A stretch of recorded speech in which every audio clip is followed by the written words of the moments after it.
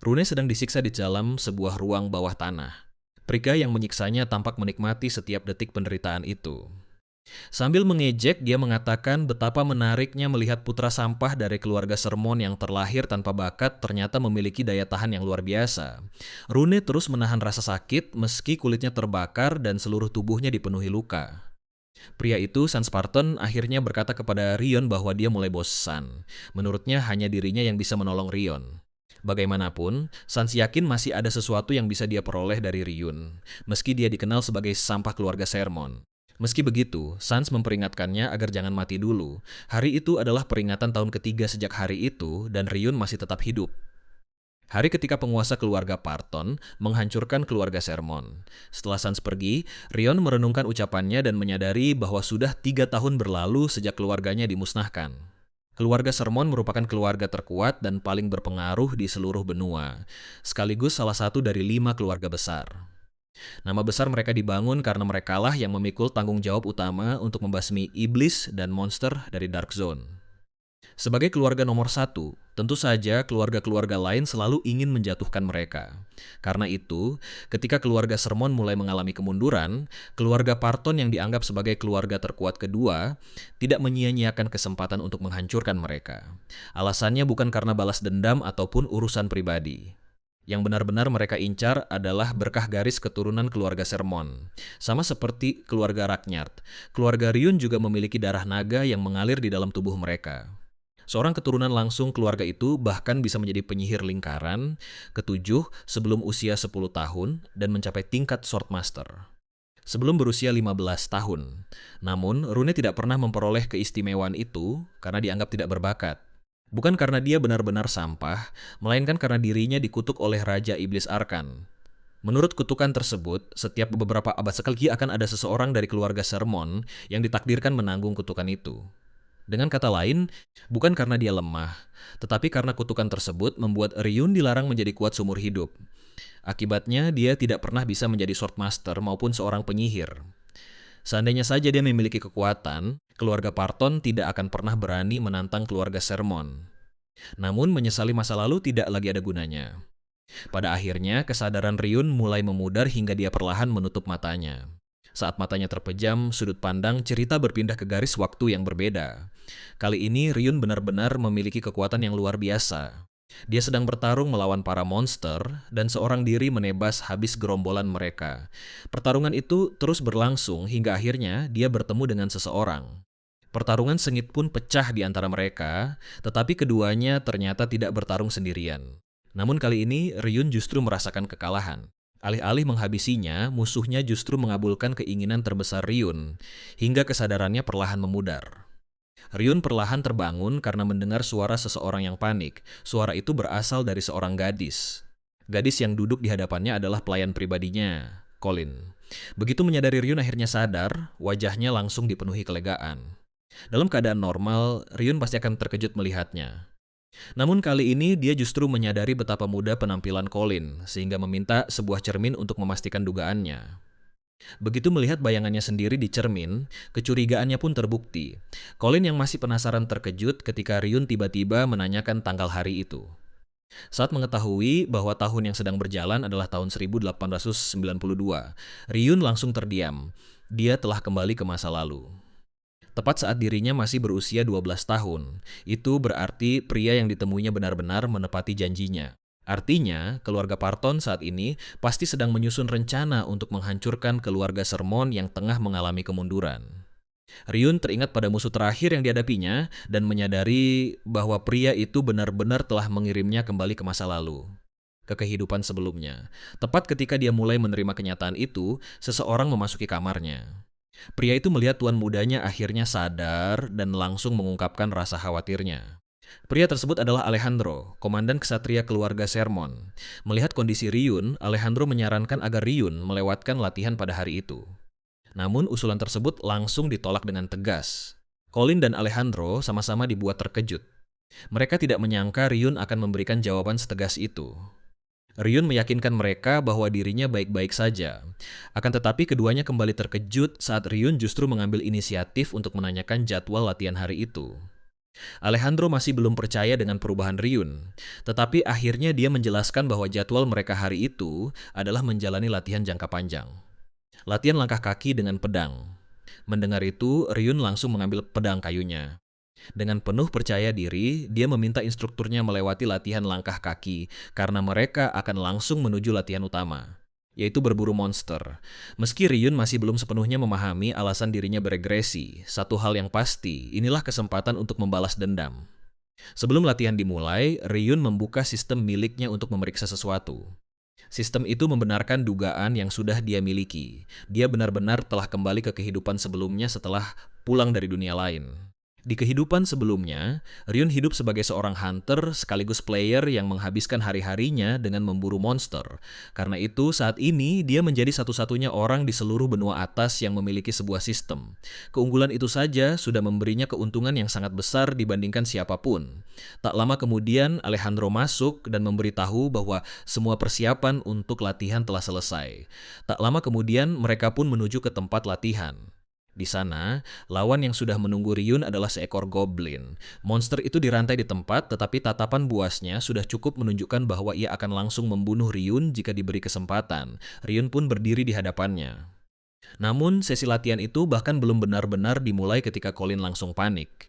Dia segera bertanya kepada Alejandro mengapa memilih goblin sebagai lawan Ryun. Padahal tuan mudanya baru kemarin pingsan hanya karena melihat monster itu. Ryun tidak bisa menyangkal bahwa ucapan Colin memang benar. Namun dia bukan lagi anak laki-laki berusia 12 tahun seperti dahulu.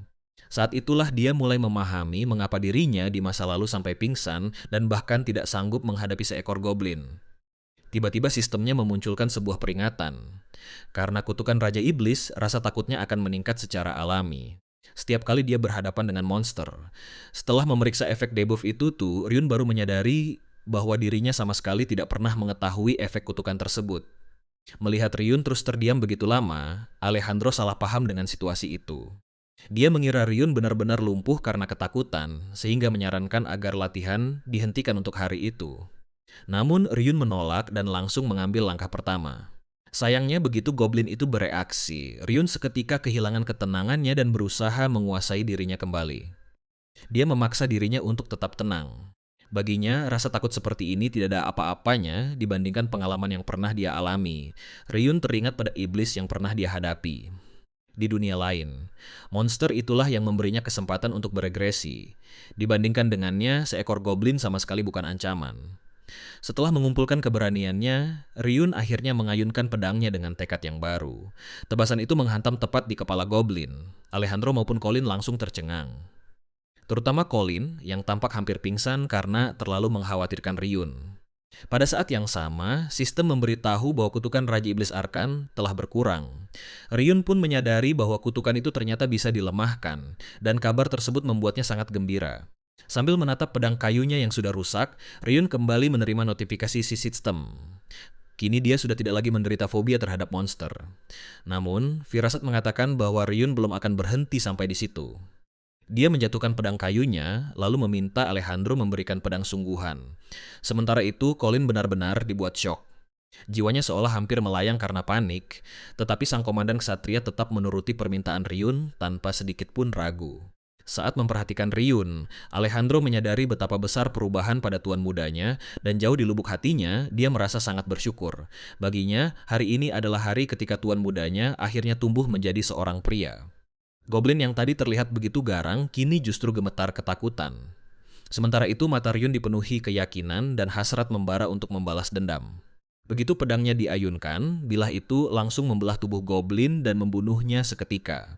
Sementara itu, Alejandro mengakui bahwa keluarga Sermon memang sedang mengalami kemunduran. Dia pun meminta Colin untuk memperhatikan Ryun baik-baik. Dia yakin sepenuhnya bahwa Ryun akan menjadi kepala keluarga Sermon berikutnya. Setelah itu, setelah kembali ke kamarnya usai latihan, Ryun kembali memeriksa jendela status sistem miliknya sambil merenungkan perkembangan yang telah dia capai. Dia berhasil mengatasi sebagian efek kutukannya. Itu membuktikan bahwa dirinya masih memiliki potensi untuk terus berkembang. Namun, Ryun sama sekali tidak merasa puas dengan apa yang dilihatnya. Sistem memang memberinya hadiah berupa pengalaman setelah membunuh goblin. Akan tetapi, jika ingin mencapai tingkat kekuatan yang pernah dimilikinya sebagai player di dunia lain, dia harus membunuh ribuan bahkan puluhan ribu goblin. Dengan kondisi keluarga Sersmon yang terus mengalami kemunduran, waktu adalah kemewahan yang tidak dia miliki. Ryun harus menemukan cara untuk mendapatkan kembali kekuatan yang pernah dimilikinya di kehidupan sebelumnya. Penyebab kemunduran keluarga Sermon sendiri sebenarnya sederhana. Ayah dan kakak laki-laki Ryun tiba-tiba menghilang 2 tahun yang lalu. Meskipun begitu, keluarga Sermon masih menyandang gelar sebagai keluarga terkuat di benua. Namun, keadaan itu tidak akan bertahan lama. Tak lama lagi, keluarga Parton akan mulai bergerak. Setelah berpikir cukup lama, Ryun akhirnya menemukan cara lain untuk menjadi lebih kuat. Namun metode itu membutuhkan bantuan dari seseorang. Wanita yang dimaksud akhirnya datang. Tak lama kemudian, Ryun menemuinya secara pribadi di sebuah ruangan. Begitu mendengar bahwa Ryun berhasil membunuh seekor goblin, wanita itu langsung berkomentar. Meski begitu, dia tetap tidak mengerti mengapa Ryun memanggilnya untuk menjalani latihan sihir. Sama seperti Alejandro, Ryun menjelaskan bahwa wanita yang duduk di hadapannya bernama Sena, pemimpin divisi penyihir keluarga Sermon. Kedudukannya setara dengan Alejandro sebagai komandan kesatria keluarga. Bedanya, Sena adalah seorang penyihir dan termasuk sedikit orang di seluruh benua yang telah mencapai lingkaran ketujuh. Sena tidak berlama-lama berbasa-basi. Dia mengingatkan Ryun bahwa sejak dulu sudah dipastikan dirinya tidak mampu menggunakan sihir karena memang tidak memiliki bakat. Jadi menurutnya, tidak masuk akal jika Ryun tiba-tiba tertarik mempelajari sihir. Namun, Ryun tetap tenang. Dia memang sudah mengetahui semua itu. Di kehidupan sebelumnya, dia menyerah mempelajari sihir karena kutukan telah merenggut bakatnya dalam sihir maupun ilmu pedang. Namun, itu adalah dirinya yang dulu, saat masih hidup dalam keputusasaan. Karena itu, Ryun pun berkata, lalu menatap Sena dan mengajukan sebuah pertanyaan sederhana. Apa yang akan terjadi jika dirinya mampu merasakan mana? Pertanyaan itu langsung membuat Sena terkejut. Untuk memastikan klaim Ryun yang terdengar mustahil, Sena memutuskan mengujinya menggunakan sihir lingkaran ketujuh miliknya. Dia menciptakan sebuah ilusi yang seluruhnya tersusun dari mana tepat di depan Ryun. Kemudian dia memintanya menyebutkan apa yang dilihatnya. Tanpa ragu, Ryun dengan tenang menjawab bahwa itu adalah seekor naga merah. Jawaban itu membuat Sena benar-benar tercengang. Karena bingung, Ryun bertanya apakah jawabannya salah. Namun, Sena langsung mengatakan bahwa jawabannya benar. Dia sama sekali tidak mengerti bagaimana Ryun bisa menembus ilusi mana tersebut. Padahal dia sengaja menyembunyikan wujud aslinya di balik ilusi palsu, tetapi Ryun tetap dapat melihatnya dengan mudah. Sambil mondar-mandir di dalam ruangan, Sena terus memikirkan perubahan mendadak pada Ryun. Namun, semua itu terasa tidak masuk akal, terlebih dengan kutukan yang dimilikinya. Kembali ke inti pembicaraan, Ryun mengungkapkan masalah yang sebenarnya. Dia mengaku bahwa meski mampu merasakan mana, dia tidak bisa menyimpan ataupun menggunakannya. Metode kultivasi milik keluarganya sama sekali tidak bekerja pada tubuhnya. Penjelasan itu kembali membuat Sena terkejut. Ryun lalu menjelaskan bahwa kultivasi mana adalah cara tercepat baginya untuk menjadi lebih kuat. Itulah alasan utama dia memanggil Sena. Setelah memahami situasinya, Sena menjelaskan bahwa membantunya berkultivasi mana berarti dia harus langsung mengalirkan mana miliknya ke dalam tubuh Ryun. Proses itu sama saja dengan menyerahkan nyawa Ryun sepenuhnya ke tangannya. Mendengar penjelasan tersebut, Ryun tetap terlihat sangat tenang. Meski prosesnya sangat berbahaya, Sena kembali dibuat terkejut ketika Ryun malah sempat bercanda. Menurutnya dia sudah cukup lemah dan memang tidak akan mampu melawan Sena apapun yang terjadi. Namun di dalam hati Ryun, alasannya sangat sederhana. Sena adalah satu-satunya orang yang benar-benar bisa dia percayai. Dulu ketika keluarga Parton melancarkan serangan, Sena tetap berada di sisinya, bahkan setelah seluruh kekuatannya hampir habis. Dia terus menguras seluruh mana dan memaksa tubuhnya hingga ke batas demi tetap melindunginya. Mengingat semua itu, Ryun pun mengulurkan tangannya sebagai tanda bahwa dia sudah mengambil keputusan. Sena adalah satu-satunya orang yang bersedia dia percayai untuk urusan ini. Tanpa menunda lagi, keduanya langsung memulai proses tersebut. Ryun berlutut dengan baju yang sudah dilepas, sementara Sesna menyatakan bahwa proses akan segera dimulai. Saat bersiap, Sesna teringat bahwa dia baru saja menjelaskan rahasia metode kultivasi Blue Earth milik keluarga Sermon. Ryun ingin langsung mencobanya.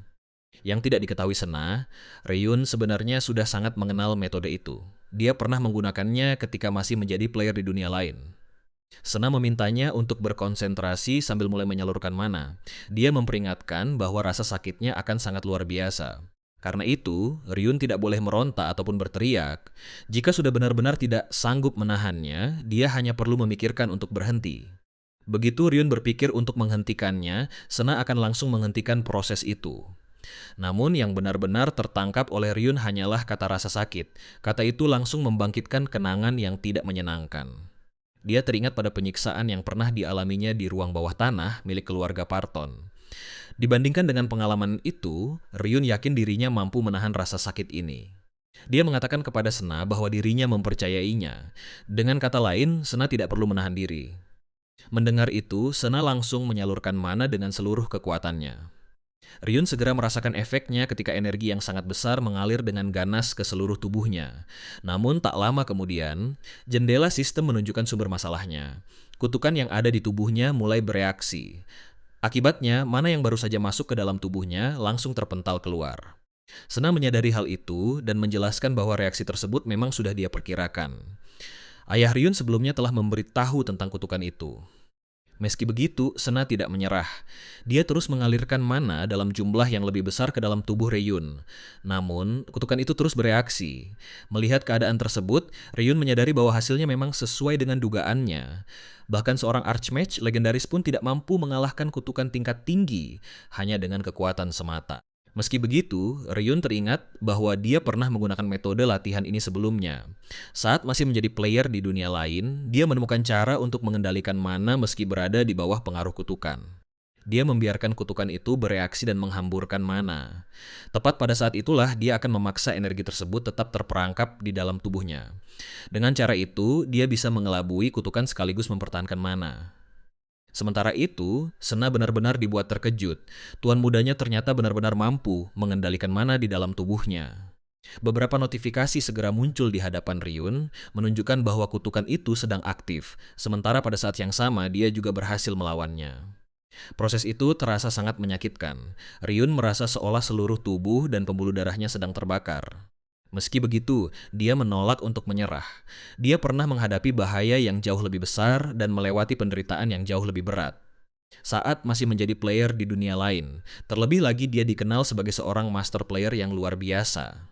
Tidak ada seorang pun yang lebih memahami mana darinya. Meski kini dia kembali ke tubuhnya yang masih muda, jiwanya masih mengingat semuanya. Sementara itu, Arkan Raja Iblis yang mengutuknya sebenarnya belum pernah dia temui secara langsung. Dibandingkan bos terakhir yang pernah dia hadapi di Edion, seorang Raja Iblis yang telah mencapai tingkat dewa, Arkan bahkan tidak layak disebut sebagai ancaman. Dan tepat ketika Ryun berhasil mengultivasi mana, Sena pun segera menyadarinya. Namun, proses tersebut memberikan beban yang sangat besar pada tubuh Ryun hingga akhirnya dia pingsan. Sena langsung mengkhawatirkannya. Sementara itu, di dalam pikirannya, Ryun merasa rasa sakitnya benar-benar luar biasa. Dia bahkan merasa kesadarannya hampir menghilang. Anehnya, perasaan itu justru membawanya kembali mengingat rasa sakit yang pernah dia alami selama penyiksaan dan eksperimen di ruang bawah tanah keluarga Parton. Lalu, dia teringat akan seseorang yang datang menyelamatkannya. Orang itu adalah Alejandro. Dia datang untuk menyelamatkan Ryun sambil meminta maaf karena telah terlambat. Ryun hanya bisa menatapnya. Ternyata pria itu tidak pernah meninggalkannya. Alejandro hanya sempat meminta maaf dan memohon pengampunan sebelum akhirnya meninggal tidak lama kemudian. Kenangan itu membuat Ryun tak kuasa menahan air matanya. Pada saat itulah, Ryun tiba-tiba membuka matanya. Dia baru menyadari bahwa dirinya menangis di dalam tidurnya. Dia menatap dirinya sendiri dengan bingung. Kultivasi mana telah berhasil, lalu mengapa dia justru menangis ketika seharusnya dia merasa bahagia? Saat itu juga, Ryun bersumpah tidak akan kehilangan siapapun lagi, karena kini dia akhirnya memiliki kekuatan untuk melawan. Ryun pun mengaktifkan mana miliknya sambil mulai menyusun rencana berikutnya. Agar rencana balas dendamnya berhasil, dia tidak boleh membiarkan siapapun, terutama keluarga Parton, mencurigai ataupun mengetahui kekuatannya yang sebenarnya. Namun, alih-alih diam-diam menjadi lebih kuat sebelum memusnahkan keluarga Parton, Ryun memiliki rencana yang berbeda. Dia berniat memanfaatkan mereka sebagai batu loncatan untuk menjadi semakin kuat, sambil membuat keluarga Sermon terlihat seolah mengalami kemunduran yang lebih parah. Dengan begitu, keluarga Parton akan terdorong bergerak lebih cepat. Karena itu, keesokan harinya Ryun hanya menggaruk kepalanya sambil berkata santai bahwa kultivasi mananya telah gagal. Alejandro dan Sena langsung terdiam. Seluruh ruangan mendadak sunyi. Ryun tahu siapapun pasti akan kesal, bahkan marah mendengar ucapannya. Namun, dia memang harus menyembunyikan kekuatannya, bahkan dari dua orang yang paling dia percayai, agar sandiwara ini terlihat meyakinkan. Dia lalu menyarankan agar Sena memeriksa apakah masih ada jejak mana di dalam tubuhnya. Sena sama sekali tidak mengerti mengapa Ryun bersikeras menyembunyikan sesuatu yang menurutnya sudah jelas. Meski begitu, dia tetap menggunakan sihir pendeteksi untuk memeriksa mana di dalam tubuh Ryun. Hasilnya langsung membuat Sena terpaku. Dia benar-benar tidak bisa mempercayai apa yang dilihatnya. Sementara Ryun hanya tersenyum tipis. Sebagai seorang master player dari Edion, menyembunyikan mana hanyalah perkara sepele baginya. Bagi Ryun, itu semudah membalikkan telapak tangan. Sementara itu, Sena hampir menangis karena frustrasi. Baru kemarin dia sendiri masih bisa merasakan mana di dalam tubuh Ryun. Namun sekarang semuanya benar-benar telah menghilang.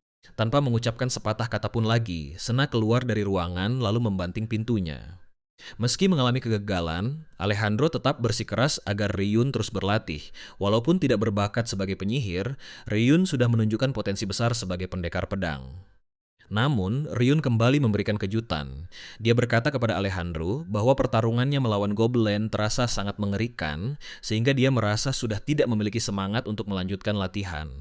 Seketika itu juga harapan Alejandro kembali hancur berkeping-keping. Waktu kemudian berlalu hingga 2 bulan berikutnya. Colin baru saja keluar dari kamar Ryun sambil merenungkan kenyataan bahwa tuan mudanya tidak pernah keluar dari kamarnya selama 2 bulan terakhir. Dalam waktu itu, Ibu Ryun sendirian menangani seluruh urusan keluarga dan kini mulai terlihat kelelahan. Tentu saja, para pelayan dan pekerja di kediaman mulai membicarakan kebiasaan Ryun yang terus mengurung diri. Banyak dari mereka mengungkapkan rasa kecewa, terutama setelah Ryun sempat membangkitkan harapan semua orang dengan membunuh seekor goblin. Salah seorang pelayan bahkan berkata bahwa ada rumor seseorang yang tiba-tiba berubah biasanya akan segera mati. Colin langsung membantah ucapan itu dan mulai membela Ryun. Namun, seorang pelayan pria tiba-tiba menyebut Ryun sebagai pertanda buruk bagi keluarga Sermon. Menurutnya, masalah ini bahkan tidak hanya menjadi pembicaraan di dalam keluarga Sermon. Orang-orang luar dan para bangsawan dari keluarga lain juga mulai melabeli Ryun sebagai sampah keluarga Sermon. Colin mengakui bahwa dia tidak pernah menyangka orang-orang bisa sekejam itu. Pelayan pria tersebut menjelaskan bahwa semakin tinggi harapan seseorang, semakin besar pula kekecewaannya. Terlebih lagi, keluarga Sermon yang dahulu begitu berjaya, kini memang sedang berada di ambang kemunduran. Bahkan para pelayan dan pekerja di kediaman itu mulai mengundurkan diri satu persatu. Saat Colin ditanya apa yang akan dia lakukan, dia hanya bisa terdiam. Sementara itu, di sisi lain kediaman, Ryun menyuap makanannya dan langsung menyadari bahwa kualitas hidangannya telah menurun. Tentu saja, Ryun hanya tersenyum puas karena rencananya perlahan mulai berjalan sesuai harapan.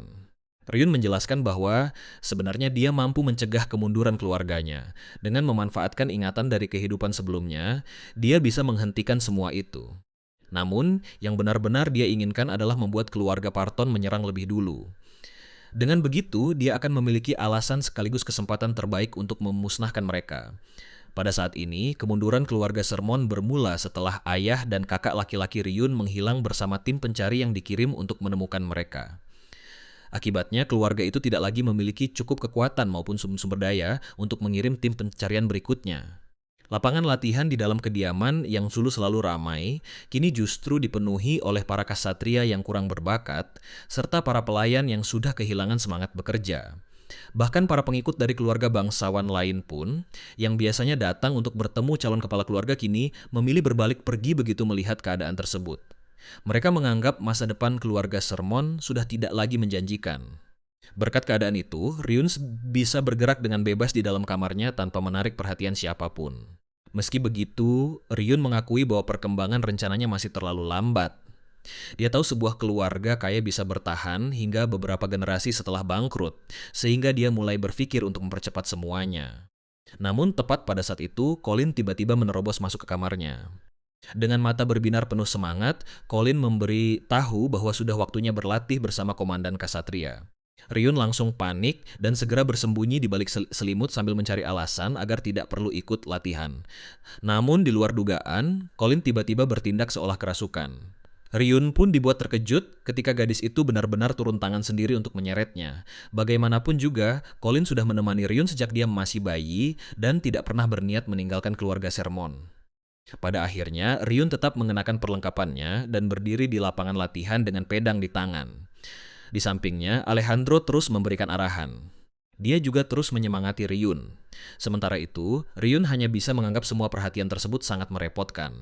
Meski begitu, jauh di lubuk hatinya, dia tahu mereka benar-benar ingin membantunya. Namun dia tidak boleh membiarkan siapapun mengetahui bahwa setiap malam dirinya diam-diam berlatih menggunakan teknik ciptaannya sendiri di Aedion. Teknik itu bernama body control, sebuah kemampuan untuk menyembunyikan kekuatan asli yang sangat berguna, terutama dalam misi pembunuhan. Itulah alasan Ryun selalu menghindari latihan di depan umum, karena dia belum sepenuhnya menguasai teknik tersebut. Ryun hanya memegang pedangnya tanpa melakukan gerakan apapun. Meski begitu, sistem terus memberinya hadiah berupa pengalaman. Beberapa notifikasi bermunculan menunjukkan bahwa kekuatannya terus meningkat. Hal itu justru membuat Ryun panik. Karena itu, dia segera melarikan diri sambil kembali mencari alasan. Tentu saja, Alejandro hanya bisa merasa kesal melihat tingkahnya. Beberapa saat kemudian, Alejandro masih belum bisa menyembunyikan keterkejutannya. Sementara itu, di dalam kamar mandi, Ryun menyadari bahwa dia masih belum mampu mengendalikan teknik tersebut dengan sempurna setiap kali melakukan kesalahan atau melakukan gerakan yang terlalu keras. Dia kemudian membuka jendela sistemnya yang menunjukkan bahwa saat ini dia berada di level 3 beserta seluruh status miliknya. Namun yang paling membuatnya terkesan adalah kutukan Arkan kini sudah tidak lagi berada di peringkat B. Saat pertama kali kembali ke masa lalu, kutukan itu masih berada di peringkat S. Ryun mengakui bahwa perkembangan selama 3 bulan sejak beregresi sudah cukup memuaskan. Dia memutuskan bahwa setelah seluruh statistiknya mencapai 20, dia akan menjalankan rencana berikutnya dan mulai membuka kelas seperti yang pernah dilakukannya di Aedion. Prioritas utamanya adalah membuka kelas Assassin dan Necromancer. Saat kembali ke lapangan latihan, Ryun melihat Alejandro sedang berbincang dengan seseorang. Pria itu ternyata adalah Truno Hilde, kepala pengelola keluarga Sermon. Begitu melihat Ryun, dia langsung memberi hormat kepada tuan mudanya. Namun, Truno datang bukan sekadar untuk menyapa. Dia membawa sepucuk surat dari istana kerajaan. Setelah membaca isinya, Ryun langsung menyadari bahwa kali ini semuanya berbeda dari kehidupan sebelumnya. Surat itu ternyata berisi undangan untuk menghadiri pesta ulang tahun pangeran kedua Kerajaan Darin, Kael Darin. Melihat undangan tersebut, Ryun langsung tersenyum. Artinya, dia akhirnya menemukan cara untuk mempercepat kemunduran keluarganya. Lebih penting lagi, dia kini memiliki kesempatan untuk menghadapi keluarga Parton lebih cepat. Bab berikutnya pun dimulai dengan perjalanan Ryun menuju ibu kota. Di dalam kereta, Truno Hilde menemaninya dan berkomentar bahwa Ryun tampak sangat kelelahan. Ryun kemudian menjelaskan bahwa Colin membuatnya terjaga semalaman hanya untuk mencoba berbagai pakaian yang akan dikenakannya di acara tersebut. Namun, bagian yang paling melelahkan adalah membujuk Colin agar tidak ikut bersamanya. Truno mengatakan bahwa dia mengerti. Dia juga menjelaskan bahwa sebenarnya Alejandro dan Sena biasanya akan mendampingi Ryun. Namun, tiba-tiba muncul gerombolan monster dalam skala besar. Karena keluarga Sermon bertanggung jawab atas penaklukan monster, Alejandro pun ditugaskan menuju Dark Zone. Sementara itu, Sena dipanggil ke luar negeri oleh ibunya yang saat ini menjabat sebagai kepala keluarganya. Kedua tugas tersebut tidak mungkin ditolak. Itulah sebabnya Ryun yang baru berusia 12 tahun harus melakukan perjalanan hanya bersama Truno. Melihat Ryun tampak tenggelam dalam pikirannya, Truno meyakinkannya bahwa bahkan di ibu kota pun tidak akan ada yang berani menyentuh keturunan langsung keluarga Sermon. Namun, Ryun tidak memiliki keyakinan yang sama. Di masa lalu, cukup mengirim seorang pengikut untuk mewakili keluarga. Kini, karena keluarga Sermon terus mengalami kemunduran, seorang keturunan langsung justru harus menghadiri pesta ulang tahun Pangeran Kael Darin secara pribadi. Meski begitu, Ryun tidak bisa menyalahkan siapapun. Bagaimanapun, dialah orang yang menciptakan situasi ini. Beberapa saat kemudian, mereka akhirnya tiba di Dararun, ibu kota kerajaan Darin. Kerajaan Darin. Di istana kerajaan semua orang sudah menantikan kedatangan sang protagonis. Begitu Ryun turun dari keretanya, Pangeran Kaisen Kael sendiri langsung melangkah maju untuk menyambutnya. Truno segera membungkuk hormat dan mengatakan bahwa merupakan suatu kehormatan mendapat undangan sekaligus disambut langsung oleh sang pangeran. Sementara itu, Ryun hanya mencibir dalam hati saat mendengar kata sambutan. Sejak memasuki ibu kota, dia sudah merasakan begitu banyak tatapan yang mengarah pada kemunduran keluarganya. Belum lagi para bangsawan yang berbisik di belakangnya sambil mengejek dirinya. Meski mendengar semua itu dengan jelas, Ryun hanya tersenyum dan berpura-pura gugup. Dia menyapa semua orang dengan sengaja dibuat terbata-bata. Sikapnya itu membuat kepala pengelolanya hanya bisa menutupi wajah karena merasa sangat malu. Sementara itu, tawa dan ejekan dari para bangsawan terus berlanjut. Namun, jauh di dalam hatinya, Ryun hanya tersenyum sinis. Menurutnya mereka semua hanyalah orang bodoh, dan suatu hari nanti dia akan menghancurkan mereka satu persatu. Adegan kemudian beralih ke para pengikut Ryun yang sedang membahas semua kejadian sejak mereka tiba di ibu kota. Mereka sebenarnya sudah datang 1 minggu sebelum ulang tahun sang pangeran. Biasanya, setiap bangsawan akan memanfaatkan kesempatan itu untuk bersosialisasi, mempererat hubungan dengan keluarga bangsawan lain, dan berkenalan dengan para utusan yang datang. Namun, Ryun bukan hanya meninggalkan kesan pertama yang buruk saat menyapa semua orang ketika tiba, tetapi dia juga terus mengurung diri di dalam kamarnya sejak saat itu. Akibatnya, para pengikutnya pun tidak bisa menikmati suasana menjelang pesta. Padahal, yang mereka nantikan adalah hidangan lezat, minuman berkualitas, dan tentu saja para wanita cantik. Karena itulah mereka terus mengeluh. Di tengah keluhan mereka, seorang pengikut lain berlari masuk membawa kabar baik. Dia melaporkan bahwa Ryun berencana menghadiri jamuan makan malam nanti, dan meminta seluruh pengawalnya ikut bersiap. Mendengar kabar itu, mereka semua langsung bersorak gembira. Namun, pembawa pesan itu masih memiliki satu instruksi lagi. Ryun meminta mereka tetap bersembunyi sampai dirinya muncul di hadapan semua orang. Saat seseorang menyarankan agar mereka melapor lebih dulu, yang lain justru mengajak untuk melupakan hal itu untuk sementara. Tanpa membuang waktu sedetik pun, mereka bergegas menuju aula perjamuan. Sementara Ryun diam-diam mengawasi mereka dari kejauhan. Ternyata, selama beberapa hari terakhir, Ryun sama sekali tidak hanya berdiam diri di dalam kamar. Dia terus berlatih tanpa henti. Selain itu, ada alasan lain mengapa dia memutuskan menghadiri jamuan makan malam kali ini. Orang yang selama ini dia tunggu akhirnya telah tiba. Orang itu tidak lain adalah Sans Spartan. Adegan berikutnya berpindah ke aula perjamuan saat tuan muda keluarga Parton diumumkan kedatangannya. Pria itu memasuki ruangan dengan langkah penuh percaya diri seolah seluruh acara itu adalah miliknya. Tepat saat itu, pandangannya bertemu dengan seseorang. Truno yang melihatnya sekilas segera bersiap untuk pergi. Sayangnya, Sans menghentikannya dan mencoba mengajaknya berbincang. Truno tetap bersikap sopan. Namun, pada detik berikutnya, Sans mengubah nada bicaranya dan mulai mengejek Ryun. Mendengar itu, Truno dengan tenang menjawab bahwa semua yang didengar Sans hanyalah rumor belaka. Namun Sans hanya menggeleng. Dia mengaku tahu bahwa keluarga Sermon memang sedang mengalami kemunduran, bahkan yakin Ryun adalah penyebab utamanya. Mendengar tuduhan itu, Truno hanya bisa terdiam. Sans Spartan sendiri dikenal sebagai seorang jenius yang berhasil mencapai lingkaran kelima pada usia 15 tahun. Meski begitu, menghina Ryun dan keluarga Sermon secara terang-terangan di depan semua orang jelas sudah melewati batas. Sans terus berbicara. Dia berpura-pura menganggap semua cerita itu hanya rumor, bahkan menyarankan agar siapapun yang menyebarkan fitnah tentang Ryun dihukum. Sementara itu, Truno mati-matian menahan amarahnya. Pria munafik itu menyebut Ryun sebagai sampah. Padahal dialah yang mulai mabuk-mabukan sejak usia 7 tahun dan sudah membunuh warga sipil di wilayah keluarganya saat berusia 13 tahun. Kenyataannya dialah bajingan terbesar di seluruh kerajaan Darin. Tepat ketika Truno memikirkan hal itu, Ryun memasuki aula perjamuan. Kedatangannya diumumkan dengan megah hingga membuat Sans Spartan terpaku. Truno pun sama terkejutnya melihat tuan mudanya akhirnya keluar setelah sekian lama mengurung diri di kamar. Sementara itu, Ryun memancarkan rasa percaya diri yang luar biasa saat melangkah ke tengah acara. Meski selama ini hanya dikenal sebagai sampah keluarga Sermon lewat berbagai rumor, dia dengan mudah menjadi pusat perhatian seluruh tamu. Sans langsung menyadarinya dan membenci setiap detik pemandangan itu. Baginya, Ryun telah merebut seluruh sorotan hingga dirinya sendiri tidak lebih dari sekadar figuran. Tanpa memedulikan isi hati Sans, Ryun berjalan menghampirinya lalu memberikan salam dengan penuh hormat kepada pria yang suatu hari nanti akan dia hancurkan. Begitu Ryun mengatakan bahwa dirinya sering mendengar tentang Sans dari kakak laki-lakinya, Lars, putra keempat keluarga Sermon yang menghilang secara misterius, Truno langsung merasa tidak tenang. Pada saat yang sama, para bangsawan di sekitarnya kembali melakukan hal yang paling mereka sukai, yaitu bergosip.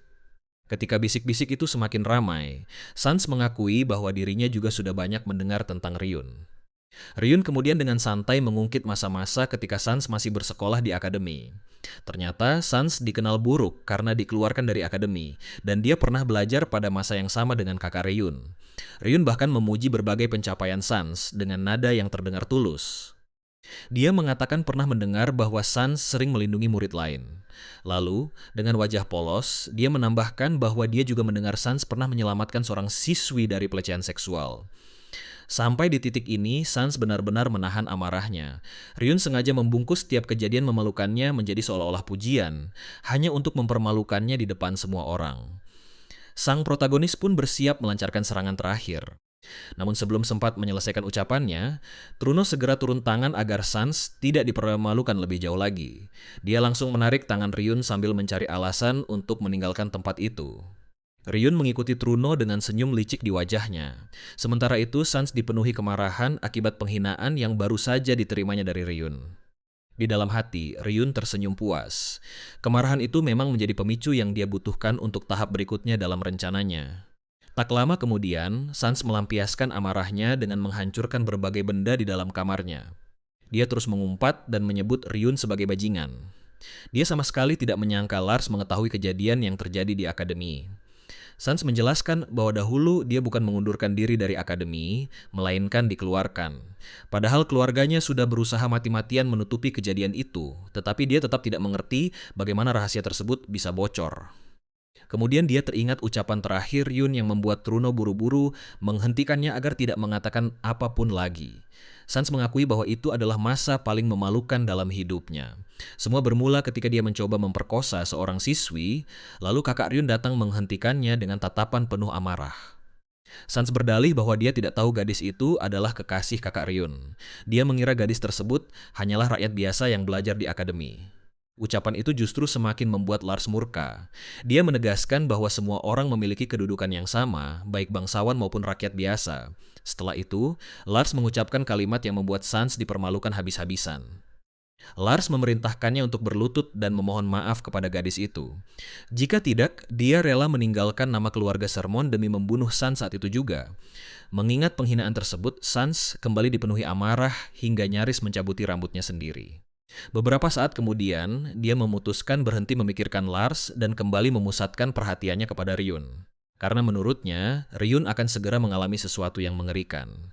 Tepat setelah mengatakannya, seseorang memasuki ruangan. Sans Parton langsung menyunggingkan senyum ketika melihat orang yang datang menawarkan sebuah pertemuan rahasia. Orang itu ternyata adalah Truno, kepala pengelola sekaligus kepala pelayan milik sang protagonis. Sebelum mengetahui isi pertemuan mereka, cerita lebih dulu berpindah ke akhir jamuan ulang tahun. Dalam perjalanan pulang di dalam kereta, Ryun merenungkan semua tindakannya selama menghadiri perjamuan tersebut. Semua tujuan yang diinginkannya telah tercapai dan rencananya berjalan dengan sangat lancar. Namun bagian yang paling memuaskannya tetaplah keberhasilannya memancing kemarahan Sans Parton. Tak lama kemudian, Truno mulai memuji tindakan tuan mudanya selama jamuan. Menurutnya, sikap Ryun membuatnya kembali percaya bahwa harapan keluarga Sermon belum sepenuhnya padam. Namun, Ryun justru bertanya apa maksudnya. Dia menegaskan bahwa dirinya bahkan tidak membangun hubungan dengan keluarga bangsawan manapun. Sebaliknya, dia malah membuat keluarga Parton semakin membencinya. Meski begitu, Truno tetap berpendapat bahwa cara Ryun mempermalukan Sans sangat memuaskan. Namun pada saat itu, Ryun tiba-tiba menunjukkan ekspresi seolah baru menyadari sesuatu. Tanpa berkata apa-apa lagi, dia langsung mengaktifkan penghalang kedap suara di dalam kereta. Tentu saja tindakan mendadak itu membuat Truno terkejut. Saat Truno bertanya apa yang sedang dilakukan tuan mudanya, Ryun justru mengingatkannya pada ucapan terakhirnya.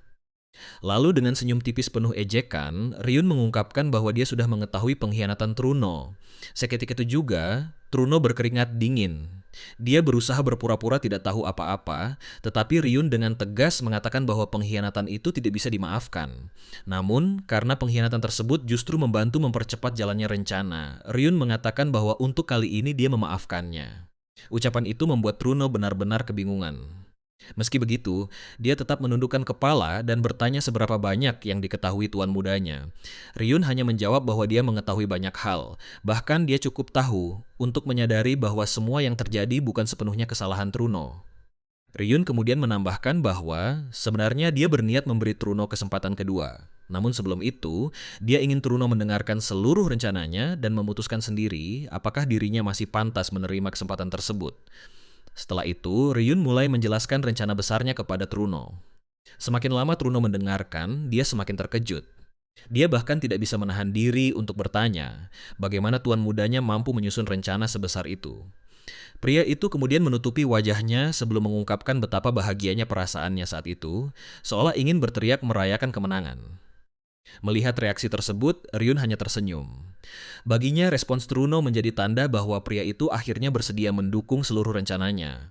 Sementara itu, Truno tidak bisa berhenti bertanya-tanya, apakah Ryun benar-benar baru berusia 12 tahun.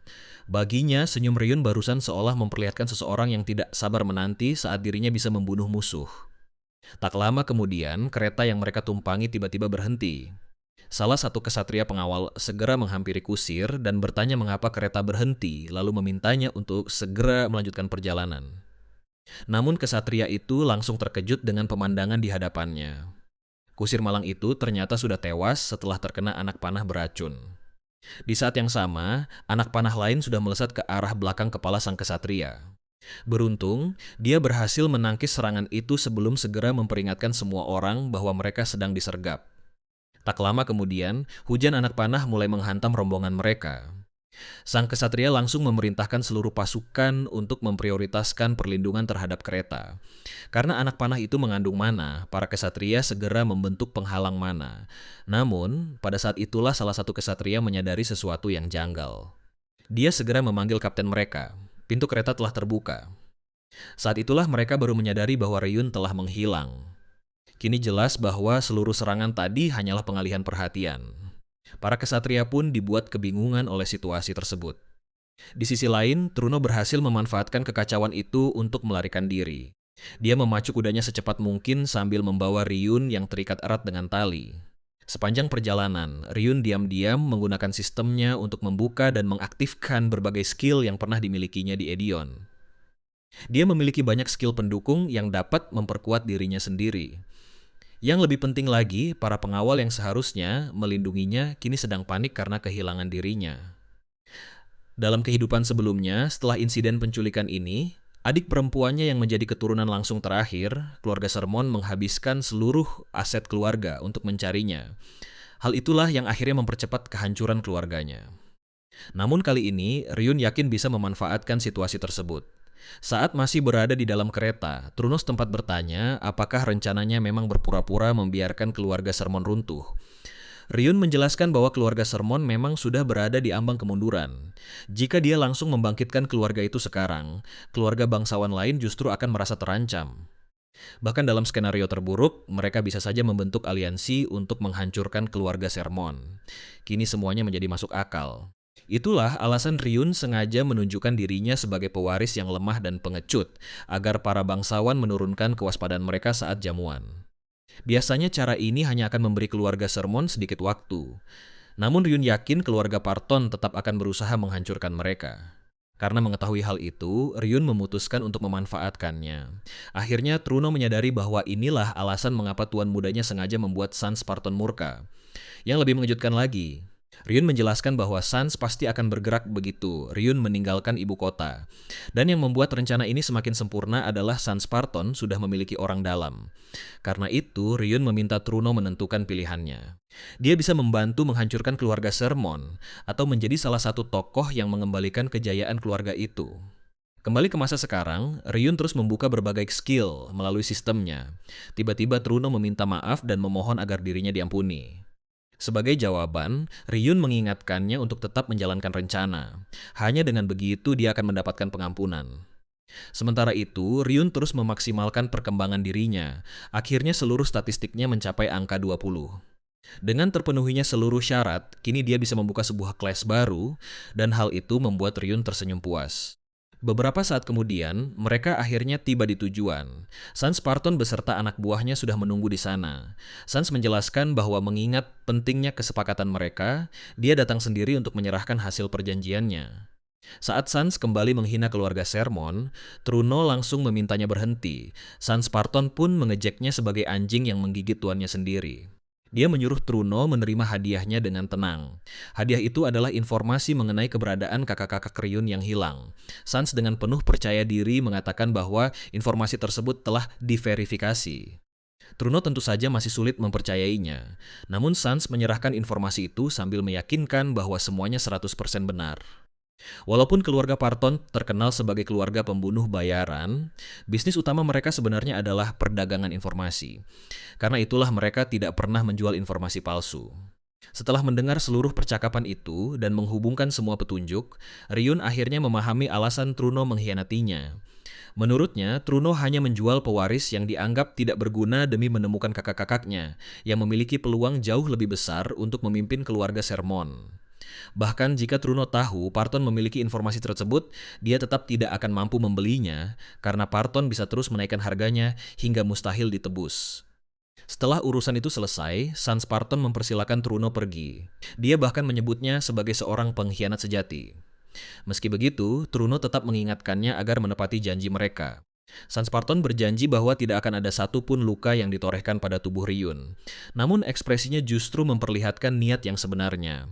Begitu Truno pergi, salah satu anak buahnya pun maju. Salah satu anak buah Sans bertanya apakah mereka harus membunuh Truno. Namun, Sans mengatakan tidak perlu karena pria itu sudah seperti orang mati. Alasannya sederhana, Truno adalah satu-satunya orang yang bersama Ryun saat dia menghilang. Fakta itu saja sudah cukup menjadikannya tersangka utama. Sans selalu mencengkram rambut Ryun dan mengatakan bahwa bocah ini harus dibereskan. Sementara itu, Truno harus dibiarkan kembali agar rencana besar mereka bisa dimulai. Kini, di dalam ruang bawah tanah keluarga Parton, Ryun perlahan membuka matanya. Sans Parton langsung menarik rambutnya sambil mengejek bahwa si bocah akhirnya sadar juga. Sang protagonis mengabaikannya dan mengamati sekeliling yang terasa begitu familiar. Lalu dia bertanya apa sebenarnya yang sedang dilakukan Sans. Sans pun balik bertanya apakah itu tidak jelas. Menurutnya, Ryun sekarang telah diculik. Saat Ryun bertanya apakah Sans benar-benar tahu apa yang sedang dilakukannya, Sans Parton justru bertanya apakah bocah itu sedang mengancamnya. Ryun tetap diam. Melihat sikapnya yang begitu berani, Sans kembali mencengkeram kepalanya dan berkata bahwa Ryun pasti telah mendengar banyak hal dari kakak-kakaknya. Setelah itu, dia mulai menghajar Ryun sambil mengatakan bahwa Ryun seharusnya tahu kapan harus tutup mulut. Apalagi sekarang ayah dan kakak-kakaknya sudah menghilang. Sepanjang pemukulan itu, tatapan Ryun sama sekali tidak berubah. Kemudian Sans bertanya apakah dia tahu bagaimana dirinya bisa berakhir di tempat itu. Dengan nada mengejek, Sans Parton menjelaskan bahwa Truno adalah orang yang menjualnya. Ryun ditukar dengan informasi mengenai keberadaan kakak-kakaknya. Dengan kata lain, tidak akan ada seorang pun yang datang menyelamatkannya. Sebelumnya Ryun sempat bertanya apa yang akan terjadi setelah ini. Kini Sans menyatakan perang terhadap keluarga Sermon dan menegaskan bahwa penculikan Ryun hanyalah permulaan. Ryun hanya tertawa kecil sambil menganggap Sans benar-benar bodoh. Menurutnya, pria itu terlalu banyak bicara. Dan sekarang, Ryun akan memperlihatkan sesuatu. Bukan dirinya yang berada dalam bahaya, melainkan Sans. Sementara itu, Sans menatap Ryun dengan penuh keterkejutan ketika sang protagonis mengaktifkan sihir penyembuhan untuk memulihkan tubuhnya. Setelah sembuh, Ryun mengaktifkan lingkaran sihirnya. Dilihat dari bentuknya, kekuatan itu tampak berada di lingkaran ke-6. Di saat yang sama, Ryun teringat bahwa sejak kembali ke masa lalu, dia selalu memimpikan hari ini. Sementara itu, Sans masih terpaku menatap lingkaran sihir di bawah kakinya dengan penuh keterkejutan.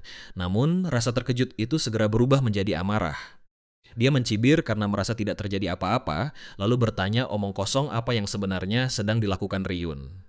Sang protagonis hanya menyeringai sambil mengingatkan si bodoh itu bahwa dia sudah memperingatkannya agar tidak terlalu banyak bicara. Tepat saat Sans hendak menertawakannya, sebuah lingkaran sihir lain tiba-tiba muncul di lehernya. Akibatnya, dia tidak lagi mampu mengeluarkan suara. Matanya membelalak tak percaya ketika menyadari tidak ada sepatah kata pun yang bisa keluar dari mulutnya. Dengan tatapan mengintimidasi, Ryun menjelaskan dengan tenang bahwa dia baru saja menggunakan lingkaran sihir silence. Karena suaranya telah disegel, Sans tidak mungkin lagi menggunakan sihir tingkat tinggi karena dia tidak bisa melafalkan mantra. Tak punya pilihan lain, Sans melepaskan Firebolt, sihir yang tidak memerlukan pelafalan mantra. Meski begitu, Ryun hanya tersenyum sinis, sihir itu hanyalah sihir lingkaran kedua. Kekuatan tersebut sama sekali tidak mematikan. Lagi pula, Ryun tahu Sans memang tidak berniat membunuhnya. Sans tidak berani melanggar perintah ayahnya yang menginginkan Ryun tetap hidup. Seperti dugaan Ryun, Sans mengarahkan Firebolt ke kaki Ryun. Dia berpikir selama hanya melumpuhkannya, ayahnya tidak akan memarahinya. Namun yang membuatnya ngeri, Ryun berhasil menahan sihir itu dengan memanfaatkan sistem player miliknya.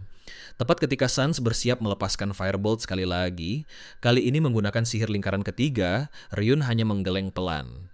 Sans sudah menghabiskan kesempatan terakhirnya. Tiba-tiba, sebelum Sans sempat bereaksi, sebuah lingkaran sihir muncul mengelilingi lengannya.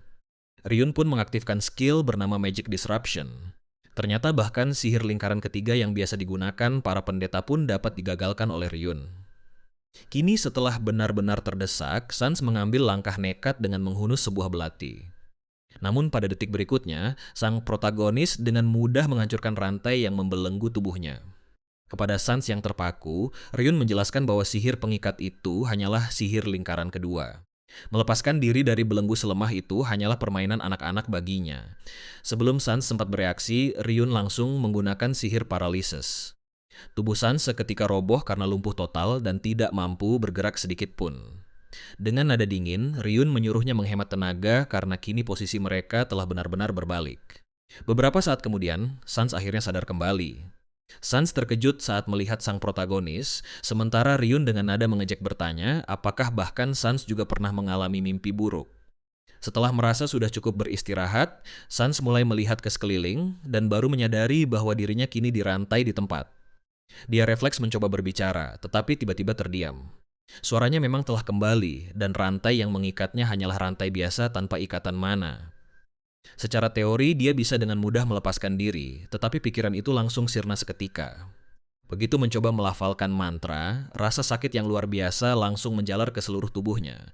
Melihat Sans menjerit kesakitan, Ryun hanya terkekeh dan bertanya, apakah dia benar-benar mengira dirinya cukup bodoh hingga tidak menyiapkan langkah untuk mengantisipasi hal yang sudah jelas seperti ini. Sans benar-benar kebingungan. Tidak ada lingkaran sihir yang menyegel kemampuannya, jadi bagaimana mungkin dia tetap tidak bisa menggunakan sihir? Seolah bisa membaca pikirannya, Ryun menjelaskan bahwa menangkap seorang penyihir sebenarnya sangat mudah. Lalu dia mengungkapkan bahwa dirinya telah menggambar lingkaran sihir langsung di tubuh Sans. Mendengar itu, Sans membeku ketakutan. Dia hanya bisa menatap saat Ryun membuka pakaiannya. Teknik tersebut ternyata merupakan teknik terlarang. Begitu lingkaran sihir diukir pada tubuh, teknik itu akan langsung mengaktifkan blood magic. Ryun sangat mengingat teknik itu karena pada kehidupan sebelumnya, Sans menggunakan metode yang sama kepadanya. Sihir tersebut memang dirancang agar korbannya tetap sadar dan tidak bisa pingsan. Bahkan, Sans juga menggunakan belati yang sama seperti yang kini dipegang Ryun untuk mengukir lingkaran sihir itu ke tubuh Ryun yang saat itu baru berusia 12 tahun. Sementara itu, Sans mati-matian menuntut penjelasan tentang bagaimana Ryun bisa menggunakan sihir. Menurut semua informasi yang diterimanya, Ryun seharusnya tidak memiliki bakat dan sama sekali tidak mampu menggunakan mana. Namun Ryun hanya membalasnya dengan senyum tanpa menjawab. Berkat pengetahuan dan pengalaman yang diperolehnya selama hidup di Aedeon, begitu berhasil memperoleh mana, Ryun langsung mulai mempersiapkan segalanya. Skill pertama yang dia tingkatkan adalah stealth. Menurutnya, mendapatkan sebuah skill bukanlah hal yang sulit selama seseorang memahami rangkaian sirkuitnya. Setiap skill memiliki sirkuit unik, layaknya sebuah cetak biru. Begitu strukturnya dipahami, mana tinggal dialirkan untuk mengaktifkan skill tersebut. Sebagai salah satu pemain terbaik di Aedeon, sang protagonis telah mengamati dan menguasai begitu banyak jenis skill yang berbeda. Kini akhirnya terungkap alasan mengapa selama ini dia sengaja berpura-pura menjadi pemalas yang enggan berlatih. Selain ingin membuat kondisi keluarganya semakin terpuruk, diam-diam dia juga telah mempersiapkan semuanya dari balik layar.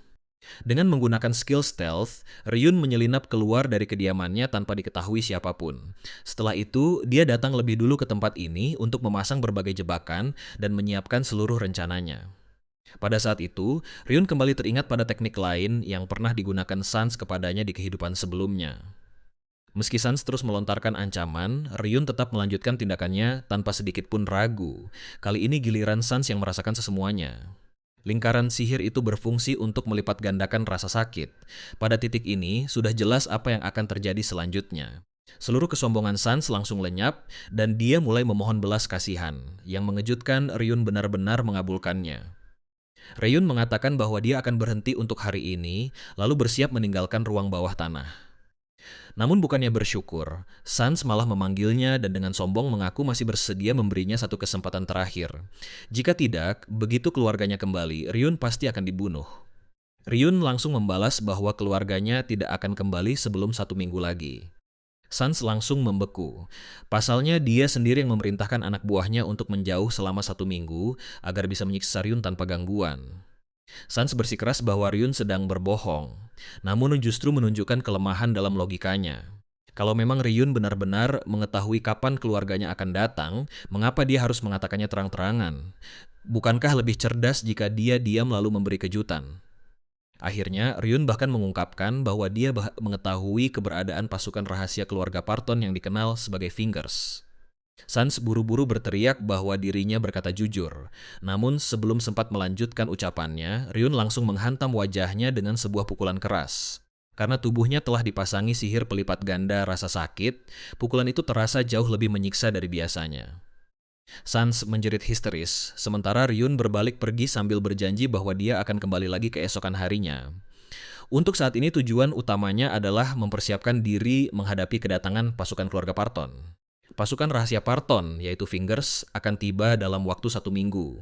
Ryun mengingatkan dirinya sendiri bahwa mereka adalah para agen elit, sehingga dia harus bertindak dengan sangat hati-hati. Satu kesalahan saja bisa menghancurkan seluruh rencananya. Waktu pun berlalu hingga 1 minggu kemudian. Seperti yang sudah diperkirakan, pasukan Fingers dari keluarga Parton akhirnya tiba. Mereka segera melaporkan situasi terkini kepada pemimpin mereka. Pria itu kemudian bertanya apakah ada orang yang masuk ke ruang bawah tanah. Mereka menjelaskan bahwa Tuan Muda Sans melarang siapapun memasukinya. Karena itulah mereka selama ini hanya berjaga di pintu masuk. Mendengar penjelasan itu, sang pemimpin langsung menyadari bahwa tidak seorang pun mengetahui apa yang sebenarnya terjadi antara Ryun dan Sans di dalam ruang bawah tanah. Karena kepala keluarga secara khusus memerintahkan agar Ryun tetap hidup, dia pun memutuskan untuk masuk sendiri ke dalam ruang bawah tanah. Bagaimanapun juga, perintah kepala keluarga memiliki prioritas tertinggi, bahkan di atas perintah seorang keturunan langsung. Dengan begitu, penyihir elite itu berjalan seorang diri menyusuri lorong bawah tanah. Tiba-tiba dia merasakan ada sesuatu yang tidak beres. Anehnya, dia sama sekali tidak bisa mendeteksi keberadaan mana. Namun pada detik berikutnya, beberapa lingkaran sihir tiba-tiba muncul di atas kepalanya. Tanpa disadari, dia telah memicu salah satu jebakan yang dipasang Ryun. Dengan refleks, dia segera mengaktifkan sihir penghalang. Untuk melindungi dirinya, sang Archmage pun menyipitkan mata. Jika ada jebakan di tempat ini, berarti telah terjadi sesuatu yang sangat buruk. Ia langsung mengira telah terjadi sesuatu pada Sans. Setelah mengaktifkan sihir pendeteksi jebakan, ia pun mulai memeriksa keadaan sekitar. Dengan saksama ia mempelajari susunan setiap jebakan, lalu tak bisa menahan diri untuk mengakui bahwa siapapun yang memasangnya memiliki kemampuan luar biasa. Setelah memasang penghalang kedua sebagai perlindungan tambahan, ia melangkah dengan hati-hati melewati sisa jebakan. Di dalam hatinya ia bersumpah, siapapun yang berani menentang keluarga Parton akan membayar mahal. Beberapa saat kemudian, pintu sel tempat Sans ditahan pun dihancurkan. Sang Archmage langsung terkejut saat melihat tuan mudanya berlumuran darah dan berada dalam kondisi yang begitu mengenaskan. Setelah melepaskan rantai yang membelenggu tubuhnya, ia segera berlutut di hadapan Sans. Ia mendesak Sans untuk segera menjelaskan apa yang sebenarnya telah terjadi. Namun kondisi Sans sudah terlalu lemah untuk memberikan jawaban. Sang Archmage kemudian melihat lingkaran sihir yang terukir di pergelangan tangan Sans. Dari aliran mana yang tersisa, ia menyadari sihir itu diaktifkan menggunakan mana milik Sans sendiri, sesuatu yang sama sekali tidak masuk akal. Benar-benar kebingungan, ia mencoba memahami apa yang sebenarnya terjadi di tempat itu. Saat itulah Sans dengan susah payah memohon agar diberi ramuan penyembuh. Namun sang Archmage menolak dan bersikeras mereka harus keluar dari ruang bawah tanah lebih dulu. Ia khawatir pelaku yang bertanggung jawab masih bersembunyi di sekitar sana, sementara beberapa jebakan juga masih aktif. Karena Ryun tidak pernah dibawa pergi, sang Archmage mengira bocah itu bukanlah target utama musuh. Di matanya, Ryun hanyalah umpan. Secara logis meninggalkannya adalah pilihan paling aman, tetapi melakukan hal itu berarti gagal menjalankan perintah kepala keluarga. Tepat saat itu, Sans tiba-tiba menyela. Dengan sisa tenaganya, ia mengungkapkan bahwa Ryun adalah dalang di balik semua kejadian ini. Mendengar pengakuan itu, sang Archmage langsung tercengang. Jika benar demikian, maka ia sama sekali tidak boleh meremehkan bocah itu. Tanpa ragu, ia segera merapal sihir lingkaran ketujuh untuk melumpuhkan Ryun sepenuhnya agar hanya dirinya yang bisa menggerakkannya. Sayangnya, Ryun yang ada di hadapannya hanyalah ilusi. Ryun yang asli sudah berada di belakangnya, dan begitu menyadari bahaya, sang Archmage langsung melepaskan sihir Fireball. Sesaat kemudian, ia baru menyadari bahwa yang diserangnya hanyalah ilusi lain. Tak lama setelah itu, ia tiba-tiba memuntahkan darah. Ada sesuatu yang tidak beres, Ryun pun memastikan dugaannya. Sejak sang Archmage memasuki ruang bawah tanah ini, sebuah pembatas telah memblokir penggunaan sihir tingkat tinggi miliknya. Memaksakan penggunaan sihir itu hanya akan memicu serangan balik yang sangat parah. Kini ia pun dikepung oleh begitu banyak bayangan Ryun. Sang Archmage langsung naik pitam. Ia mencibir, menganggap menggunakan ilusi untuk melawan seorang ahli ilusi adalah tindakan yang sangat bodoh. Karena itu, ia melepaskan sihir area yang langsung menghancurkan seluruh bayangan Ryun. Namun tepat pada saat itu, Ryun yang asli muncul dari titik butanya sambil menerjang dengan sebuah belati. Melihat serangan yang tampak nekat itu, sang Archmage justru semakin murka. Dengan satu tendangan saja, ia menghempaskan Ryun hingga terpental ke seberang ruangan. Karena sudah muak, sang Archmage memutuskan memberi pelajaran kepada bocah itu. Ia berniat membakar sebagian wajah Ryun, yakin kepala keluarga tidak akan mempermasalahkannya selama Ryun tetap hidup. Namun saat ia hendak menjelaskan panjang lebar mengapa para Fingers, keluarga Parton disebut sebagai pasukan elit, ia tiba-tiba menyadari ada sesuatu yang aneh. Belati yang digunakan Ryun ternyata bermasalah. Pada detik berikutnya, ia pun menerima tiket sekali jalan menuju alam baka. Orang yang membunuhnya ternyata tidak lain adalah tuan mudanya sendiri. Ia benar-benar tidak percaya dengan apa yang dilihatnya. Sang Archmage menatap Zans dengan penuh keterkejutan. Zans hanya menyeringai sambil mengejek kesombongannya. Namun sebenarnya itu bukan Zans. Ryun telah menggunakan kemampuan pemindahan jiwa untuk merasuki tubuhnya. Lingkaran sihir yang diukir Ryun pada tubuh Zans sejak awal bukan hanya untuk memperbesar rasa sakit.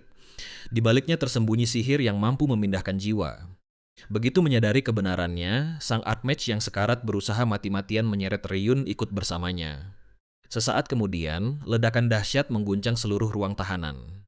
Setelah ledakan mereda, hanya Ryun yang masih berdiri. Tanpa membuang waktu, ia langsung menghampiri jasad sang Archmage. Saat menggeledah tubuhnya, Ryun berhasil menemukan sebuah ramuan penyembuh. Begitu ramuan itu digunakannya, sistem langsung merespons dengan membuka sekaligus meningkatkan kemampuan ketahanan terhadap rasa sakit. Ryun mengembuskan napas lega sambil mengakui bahwa seluruh proses ini benar-benar menyakitkan. Bagaimanapun juga agar rencananya berhasil, ia memang harus lebih dulu terluka oleh seorang Archmage. Meski begitu, ia bisa merayakan keberhasilannya membunuh seorang Archmage lingkaran ketujuh. Tiba-tiba sebuah jendela sistem muncul di hadapannya. Ryun langsung membeku karena terkejut sambil menatap layar itu. Ia menatap notifikasi tersebut dengan penuh ketidakpercayaan saat sistem memberitahunya bahwa levelnya telah meningkat dan sebuah quest berhasil diselesaikan. Saat melihat jendela statusnya, Ryun terkejut karena levelnya langsung melonjak hingga level 15. Kenaikan yang begitu drastis membuatnya kebingungan. Satu-satunya penjelasan yang terpikir olehnya adalah karena membunuh seorang Archmage. Memberikan pengalaman dalam jumlah yang sangat besar, atau mungkin ada alasan lain di balik semua itu. Bagaimanapun juga, ia memilih untuk tidak memikirkannya lebih jauh dan melanjutkan rencana semula. Ryun pun bersiap melakukan sebuah ritual yang, jika berhasil, akan memangkas satu tahap dari keseluruhan rencananya. Sirkuit skill terukir langsung pada jiwa seseorang. Karena itulah, tidak peduli tubuh apa yang ia tempati. Selama jiwanya tetap sama, ia masih bisa menggunakan seluruh skill yang telah dikuasainya di Aedeon. Melalui ritual ini, Ryun berniat membuka kelas dan job baru.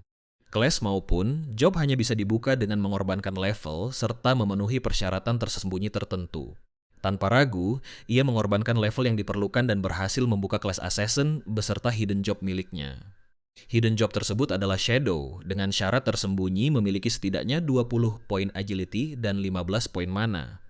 Setelah berhasil mendapatkannya, Ryun masih memiliki 10 level tersisa, cukup untuk membuka satu kelas lagi.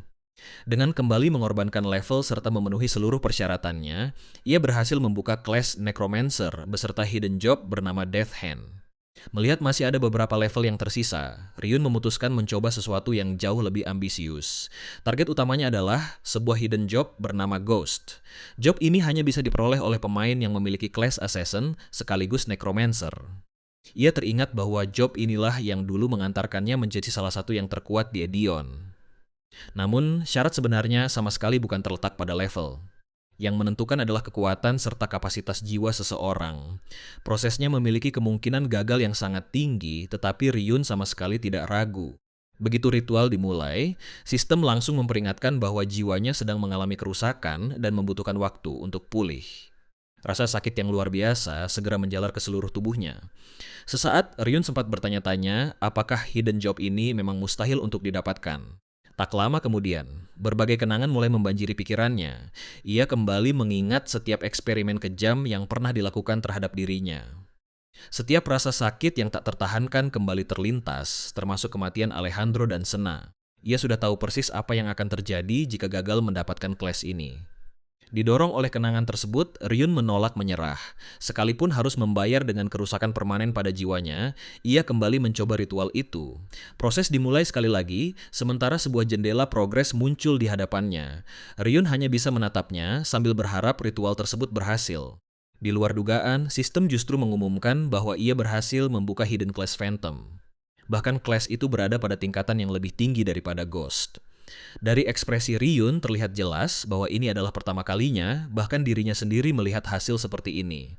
Meski begitu, ia telah memperoleh semua yang diinginkannya, bahkan lebih dari itu. Kini sesaatnya menjalankan rencana utamanya. Karena Phantom memiliki banyak kesamaan dengan Ghost, Ryun yakin kemampuan pasifnya bisa sangat meningkatkan kekuatan nekromansi miliknya. Dengan keyakinan itu, ia segera mempersiapkan langkah berikutnya. Dalam keadaan normal, ia tidak akan pernah berani mencoba hal yang akan dilakukannya sekarang. Pasalnya, syarat minimum untuk melakukan ritual kebangkitan adalah level 70. Namun karena ia memiliki jasad seorang Archmage yang sangat kuat, ia bisa mengabaikan batasan tersebut untuk sementara. Dengan begitu, Ryun langsung memulai ritual menciptakan seorang Lich. Beberapa saat kemudian, sistem menampilkan pesan kegagalan. Namun sistem juga memberitahu bahwa ritual yang gagal itu justru secara tak terduga menghasilkan undead spesial. Ryun menyaksikan jasad Archmage itu hancur menjadi butiran-butiran kegelapan. Kegelapan yang berputar perlahan berkumpul dan mulai membentuk sosok baru. Ryun pun dibuat terkejut.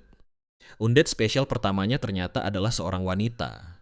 Panel sistem kemudian memastikan bahwa ritual tersebut berhasil, lalu memintanya memberikan nama kepada undead ciptaannya itu. Tiba-tiba seluruh bangunan meledak dengan dahsyat. Orang-orang yang berjaga di luar hanya bisa menatap ledakan itu dengan syok, bertanya-tanya apa yang sebenarnya terjadi. Yang paling mereka khawatirkan tentu saja adalah keselamatan tuan muda mereka. Seolah menjawab kekhawatiran itu, Zans, atau lebih tepatnya Ryun yang kini berada di tubuh Zans, keluar dari bangunan yang terbakar sambil menggendong tubuh aslinya sendiri. Melihat semua orang tercengang, ia langsung menimpakan seluruh kesalahan kepada sang Archmage Elite. Ia memaki mereka sebagai orang-orang bodoh dan mengklaim bahwa Ark telah berkhianat serta hampir membunuhnya. Sambil menunjukkan tubuhnya yang penuh luka, ia berkata bahwa mereka pasti bisa melihat betapa dekatnya dirinya dengan kematian. Ia menjelaskan bahwa dirinya selamat hanya karena berhasil menyegel Ark ke dalam sebuah artefak, tetapi segel itu tidak akan mampu menahannya lebih lama lagi. Setelah menaiki kudanya, ia memerintahkan mereka kembali ke kediaman keluarga, sementara mereka harus segera mencari kuda baru. Ia juga menyuruh mereka mengulur waktu selama mungkin dan berjanji akan memberikan hadiah besar kepada siapapun yang berhasil melakukannya. Selain itu, ia memastikan bala bantuan akan segera dikirim. Setelah mengatakan semua itu, ia pun menunggang kudanya dan pergi. Sementara itu, di sebuah perkemahan militer, seorang kurir baru saja menyampaikan laporannya. Seluruh laporan tersebut langsung diteruskan kepada Lord Furys. Lord Furys, penyihir lingkaran ketujuh berambut merah dari keluarga Parton, memiliki kekuatan yang setara dengan Sena. Furys menuntut jawaban apakah benar-benar tidak ada jejak Ark, sang Archmage Elite, yang juga merupakan salah satu Fingers keluarga Parton. Laporan di tangannya langsung diremas ketika sang kurir memastikan bahwa memang tidak ada jejak sedikit pun. Begitu Furys bertanya apakah hanya mereka yang mengetahui informasi ini, salah satu anggota Fingers keluarga Parton diam-diam mendekati sang kurir dari belakang. Sesaat setelah kurir itu mengiyakan, ia langsung dibunuh di tempat. Furys menjelaskan dengan tenang bahwa hilangnya tuan muda mereka saja sudah merupakan masalah besar. Namun jika sampai diketahui bahwa salah satu Fingers keluarga mereka ikut terlibat, akibatnya akan menjadi jauh lebih merepotkan. Tepat saat itu, terdengar seorang prajurit berteriak dari luar perkemahan. Furys pun keluar dari tendanya. Ia melihat salah satu prajurit memperingatkan seseorang agar tidak mendekat. Namun orang yang baru datang itu sama sekali mengabaikan peringatan tersebut dan terus menatap Furys. Orang itu adalah Alejandro. Dengan tenang ia bertanya apa yang akan terjadi jika dirinya tetap memasuki perkemahan. Furys pun memperingatkannya bahwa memasuki wilayah keluarga bangsawan lain tanpa izin bisa memicu perang. Alejandro langsung membalas bahwa keluarga Partonlah yang lebih dulu memulai semuanya, lalu menuntut agar mereka segera menyerahkan Reyun. Ternyata keduanya kini berada di lokasi terakhir, tempat Ryun dan Zans menghilang. Sambil menunjuk bangunan yang telah hancur, Alejandro menjelaskan bahwa seminggu setelah Ryun menghilang, mereka menemukan reruntuhan itu. Lebih parah lagi, di bawah bangunan tersebut terdapat fasilitas rahasia bawah tanah yang membuat seluruh kejadian menjadi sangat mencurigakan. Meski begitu, keluarga Parton terus berusaha menutupinya. Mendengar tuduhan itu, Furys mengakui bahwa mereka memang tidak tahu keberadaan Ryun. Bahkan tuan muda mereka sendiri juga ikut menghilang. Saat Furys mengusulkan agar kedua pihak bekerja sama, Alejandro langsung menyuruh bajingan itu diam. Mendengar ucapan tersebut, Furys benar-benar naik pitam. Alejandro menegaskan bahwa ia tidak akan membiarkan siapapun mengganggu tempat kejadian sebelum penyelidikannya selesai. Sementara itu, Truno hanya mengamati dari kejauhan sambil diam-diam berharap insiden ini tidak berkembang menjadi perang besar. Di sisi lain, Sena dengan marah menuntut Truno menjelaskan siapa yang memberinya izin untuk banyak bicara. Mendengar itu, Truno langsung berkeringat dingin. Sesuai dugaan Zans, kini semua orang benar-benar menganggap Truno sebagai seorang pengkhianat. Sena lalu berkata dengan nada dingin bahwa satu-satunya alasan Truno masih hidup adalah karena pesan yang ditinggalkan Ryun. Karena itu, ia sama sekali tidak tertarik mendengar apapun selain informasi yang berkaitan langsung dengan keberadaan Ryun. Truno pun segera menjelaskan bahwa Ryun pernah mengatakan dirinya akan meninggalkan jejak sebagai bagian dari rencananya. Saat Sena bertanya apakah hal itu mungkin dilakukan di tempat seperti ini, Truno menjawab bahwa jika semudah itu, keluarga Parton pasti sudah menemukannya lebih dulu. Meski begitu, Ryun secara khusus mengatakan bahwa hanya seseorang yang memahami teknik kultivasi, mana keluarga Sermon yang mampu menemukan jejak tersebut. Mendengar itu, Sena langsung mengaktifkan teknik kultivasi Blue Earth milik keluarga Sermon. Ia pun mulai mencari sisa jejak mana Ryun, hingga akhirnya berhasil menemukannya. Namun ketika mereka tiba di lokasi itu, Truno langsung tercengang. Tubuh Zans tergantung di sebuah pohon. Truno hanya bisa menepuk dahinya, sementara Sena sendiri bingung apakah ia harus terkejut atau justru kagum. Ternyata Ryun meninggalkan dua hal. Yang pertama adalah sebuah pesan yang menyatakan bahwa Zans adalah dalang di balik penculikannya. Sedangkan yang kedua adalah sepucuk surat tulisan tangan. Saat Truno bertanya mengapa mereka masih belum menemukan Ryun, Sena hanya memberi isyarat agar ia tetap diam. Begitu membuka surat itu, Sena langsung menyadari bahwa hanya dirinya yang mampu membacanya karena Ryun menulisnya menggunakan teknik mana rahasia keluarga Sermon. Dalam surat tersebut, Ryun menjelaskan bahwa awalnya ia berniat menghancurkan keluarga Parton dari dalam. Namun ia khawatir ayah Zans, seorang penyihir lingkaran ke-8, pada akhirnya akan menyadari adanya perpindahan jiwa.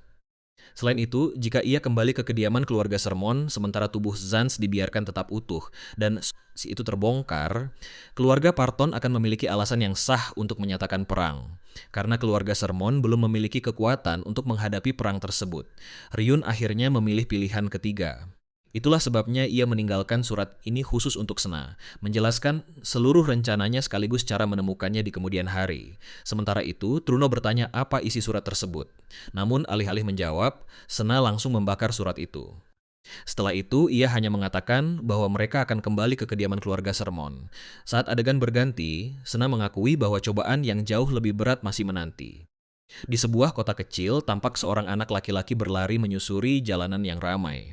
Seorang pedagang memanggilnya dan memberitahu bahwa ketua guild sedang mencarinya. Sementara itu, kembali ke dalam hutan, Truno masih berusaha memahami semua yang telah terjadi. Namun Sena hanya tersenyum kecil penuh kekaguman. Ternyata Leon adalah identitas baru yang digunakan Ryun. Sambil tersenyum tipis, Sena berkata bahwa menyebutnya sebagai naga benua sama sekali bukanlah sebuah berlebihan. Bab berikutnya dimulai 3 bulan kemudian di Paynton, ibu kota kerajaan Penistroy. Di seluruh ibu kota, kabar mengenai perseteruan antara keluarga Sermon dan Parton telah menyebar kemana-mana. Hal yang paling menarik perhatian adalah keluarga Sermon menerima kompensasi dari keluarga Parton, meskipun Ryun yang sebelumnya diculik masih belum ditemukan. Semua orang menyimpulkan bahwa hal itu hanya memiliki satu arti. Keluarga Sermon yang dahulu begitu perkasa, kini benar-benar berada di ambang kehancuran. Adegan berikutnya berpindah ke cabang Paynton milik Guild Assassin Matron. Bahkan di tempat itu pun, keluarga Sermon masih menjadi pusat pembicaraan. Sapphire, seorang asasin tingkat 2 sekaligus manajer cabang, menganggap topik itu sangat membosankan. Meski begitu, dia tetap bertanya apakah hanya itu laporan yang ada, hingga Dan mengungkapkan bahwa Truno telah dieksekusi. Dun menjelaskan bahwa Truno dinyatakan bersalah karena bekerja sama dengan pedagang dari keluarga Parton dan dipenggal langsung oleh Alejandro. Sapphire mengaku gugup saat mendengar nama Alejandro, karena dia adalah salah satu dari sedikit Swordmaster di seluruh benua Drea. Di saat yang sama, seseorang memasuki guild. Tokoh utama kita akhirnya datang. Sapphire pun langsung menyambutnya dengan hangat. Kyun mengangguk sebelum menyapa mereka berdua, lalu menyadari bahwa Dan diam-diam pamit dan meninggalkan ruangan. Setelah hanya mereka berdua, Sapphire segera meletakkan sepucuk surat bersegel di atas meja dan bertanya apakah dia tahu benda itu. Begitu Ryan menyadarinya bahwa itu adalah surat rekomendasi yang akan menjadikannya anggota resmi guild, dia langsung mengerti bahwa tentu ada syarat yang harus dipenuhi. Sapphire menjelaskan bahwa guild mereka merupakan salah satu dari keluarga Assassin Agung dan menempati peringkat keempat terbesar. Karena itu, setiap calon anggota wajib mengikuti ujian kualifikasi. Selain itu, guild ini ternyata memiliki hubungan langsung dengan keluarga Parton. Dia juga mengakui bahwa Ryan adalah seorang jenius, bahkan menjadi kandidat assassin termuda dalam sejarah guild. Ryan segera merendahkan pujian itu. Menurutnya, dirinya bukan siapa-siapa jika dibandingkan dengan seorang assassin tingkat 2 tertentu. Sapphire hanya tertawa kecil, merasa kerendahan hatinya cukup menghibur. Meski begitu, Sapphire berkata bahwa Ryun sama sekali tidak berubah sejak hari pertama mereka bertemu. Pikirannya pun melayang kembali ke 2 bulan sebelumnya, saat seorang anak yang penampilannya tak ubahnya seperti pengemis memasuki guild. Hal yang paling mengejutkannya adalah ketika bocah itu tiba-tiba meletakkan tumpukan besar koin emas di atas meja. Yang lebih sulit dipercaya lagi, bocah itu sudah mengetahui bahwa tempat ini adalah guild assassin dan langsung mengajukan permintaan pembunuhan. Mendengar itu, Ryun berkata dengan santai bahwa dia hanya mendengar guild ini akan menerima permintaan apapun, selama bayaran yang diberikan cukup besar. Dia bahkan masih ingat bagaimana Sapphire langsung memperlakukannya seperti tamu kehormatan setelah selesai menghitung koin emas itu. Namun, Sapphire menggeleng dan mengatakan bahwa uang bukanlah alasannya. Dia hanya memiliki firasat bahwa suatu hari nanti Ryan akan menjadi klien yang sangat penting. Lagi pula, siapapun pasti akan tertarik pada seorang anak yang datang ke Guild Assassin, lalu mengajukan permintaan pembunuhan terhadap dirinya sendiri. Merasa pembicaraan sudah selesai, Ryun mengambil surat rekomendasi bersegel itu. Saat berjalan menuju pintu, dia meminta Sapphire menghubunginya begitu semua persiapan telah selesai. Begitu pintu tertutup di belakangnya, sebuah kejadian misterius pun terjadi. Sosok misterius tiba-tiba muncul begitu saja dari udara. Pria itu bertanya apakah firasat yang tadi disebutkan Sapphire benar-benar menjadi alasan dirinya menerima Ryan. Sapphire mengakui bahwa itu memang salah satu alasannya, tetapi masih ada fakta lain yang jauh lebih mengejutkan. Ryun berhasil menyelesaikan seluruh pelatihan Assassin Guild hanya dalam waktu 1 bulan. Padahal seorang jenius biasa membutuhkan sekitar 5 hingga 10 tahun untuk menuntaskannya. Dia bukan sekadar memecahkan rekor, tetapi menghancurkannya sepenuhnya. Mengalihkan topik, Sapphire bertanya apakah penyelidikan mengenai identitas baru Ryun sudah selesai. Ternyata, Guild memang telah melakukan penyelidikan latar belakang secara menyeluruh, dan semua informasi tentang Ryan terlihat sepenuhnya sah. Pria itu menjelaskan bahwa Ryan dikabarkan pernah tinggal bersama seorang guru yang kemudian menghilang secara misterius. Menurutnya, itulah alasan Ryan bergabung dengan Guild Assassin, yaitu untuk memperoleh sumber daya dan koneksi demi mencari gurunya yang hilang. Dengan penuh keyakinan, dia mengatakan bahwa seluruh isi laporan itu benar. Dia bahkan mengungkapkan telah menemukan gubuk tempat guru Ryan diduga pernah tinggal jauh di dalam hutan. Di sekitar maupun di dalam gubuk itu masih terdapat jejak aktivitas manusia yang tergolong baru. Untuk saat ini, Sapphire memutuskan menerima laporan tersebut. Namun, tiba-tiba sebuah pertanyaan muncul di benaknya. Dia bertanya, apakah Leon sebenarnya bisa saja adalah Rion yang hilang dari keluarga Sermon. Alasannya adalah karena Rion yang asli menghilang, lalu pada waktu yang hampir bersamaan Leon muncul begitu saja dari ketiadaan. Kebetulan itu cukup mengganggunya. Namun sang penyelidik segera menepis kemungkinan tersebut. Menurut hasil penyelidikannya, Rion yang asli adalah seorang pengecut yang bahkan tidak pernah berlatih selama 1 hari pun. Ironisnya, reputasi buruk itu justru menjadi keuntungan besar bagi tokoh utama kita. Dengan penuh keyakinan, pria itu memastikan bahwa pewaris keluarga Sermon yang tidak berguna itu tidak mungkin merupakan orang yang sama dengan Lysander. Dia bahkan menawarkan untuk melanjutkan penyelidikan. Namun, Saphir justru merobek laporan itu dan memintanya menghentikan penyelidikan tersebut. Pada akhirnya, mereka sepakat bahwa jika ada sesuatu yang layak diselidiki lebih lanjut, maka itu adalah sosok guru misterius Ryan. Dari kamarnya sendiri, Ryan diam-diam mendengarkan seluruh percakapan mereka. Mereka menyimpulkan bahwa guru Ryan pasti merupakan sosok yang luar biasa karena mampu melatih seseorang dengan bakat seperti dirinya. Mendengar itu, Ryun mengakui bahwa insting Saphir memang sangat tajam. Dia menjelaskan bahwa dirinya dapat menguping percakapan mereka melalui kemampuan nekromansi miliknya. Selama masih ada jiwa di sekitarnya, dia bisa mendengarkan percakapan secara diam-diam tanpa meninggalkan jejak sedikit pun. Tak lama kemudian, Ryun membuka jendela statusnya. Sistem itu pun menampilkan seluruh statistiknya beserta skill aktif dan pasif yang dimilikinya. Seperti yang sudah diduga, kutukan Archon kini telah turun menjadi peringkat C. Selama beberapa waktu terakhir, levelnya juga terus meningkat secara stabil. Selama beberapa bulan terakhir, penampilannya juga berubah drastis. Menurut Ryun, semua itu berkat skill body control miliknya yang kini telah mencapai peringkat B. Bahkan assassin papan atas seperti Saphir sama sekali tidak menyadari keanehan apapun. Itu membuktikan bahwa penyamarannya kini sudah cukup sempurna untuk mengelabui hampir siapa saja. Ryun terus mengenang berbagai kejadian yang telah dilaluinya hingga akhirnya teringat saat menciptakan undead spesial miliknya. Di ruang bawah tanah keluarga Parton, dia memberi undead itu nama Kornak. Begitu nama itu diberikan, sistem langsung menampilkan antarmuka yang aneh. Yang mengejutkan, Kornak memiliki jendela status lengkap layaknya seorang player. Hal itu membuat Ryun langsung menyimpulkan bahwa Kornak adalah undead bertip growth. Dia pun bertanya-tanya apakah ini merupakan salah satu kemampuan unik yang diberikan oleh Hidden Class Phantom. Tepat saat dia hendak meneliti Magic Circuit milik Kornak dengan lebih saksama, jendela sistem tiba-tiba muncul. Ternyata undead miliknya mendapatkan quest sendiri. Ryun tidak terlalu terkejut. Dia memang sudah tahu bahwa beberapa hidden quest hanya akan muncul setelah syarat tertentu terpenuhi. Meski begitu, untuk saat ini dia menganggap Kornak lebih banyak menjadi beban daripada aset karena undead itu ikut membagi pengalaman yang diperolehnya. Namun, dia yakin keadaan itu suatu hari nanti akan berubah. Ryun pun menantikan saat Kornak tumbuh semakin kuat hingga mencapai potensi penuhnya. Kembali ke masa sekarang, dan membuyarkan lamunan Ryan dengan bertanya sambil tersenyum, apakah dia mengkhawatirkan sulitnya ujian yang akan datang. Ryun menjawab bahwa dia justru sedang membayangkan dirinya lulus ujian, menjadi anggota resmi guild, bahkan suatu hari nanti menjabat sebagai manajer cabang. Dun hanya tertawa mendengar ambisi besarnya. Meski begitu, dia tidak pernah meragukan bakat maupun potensi Ryun. Sayangnya, Ryun tidak akan mengikuti ujian itu sendirian. Dia harus bersaing dengan 3 kandidat lainnya. Mereka pun berdiri di bawah cahaya bulan. Sang penguji memanggil mereka satu persatu sebelum mengumumkan bahwa ini adalah ujian terakhir yang akan menentukan siapa yang berhak menyandang peringkat assassin tingkat 5. Hanya satu dari para kandidat yang akan memperoleh kesempatan menjadi anggota resmi guild. Namun, sebelum ujian resmi dimulai, dan ingin mengetahui seberapa banyak informasi yang mereka miliki tentang target mereka.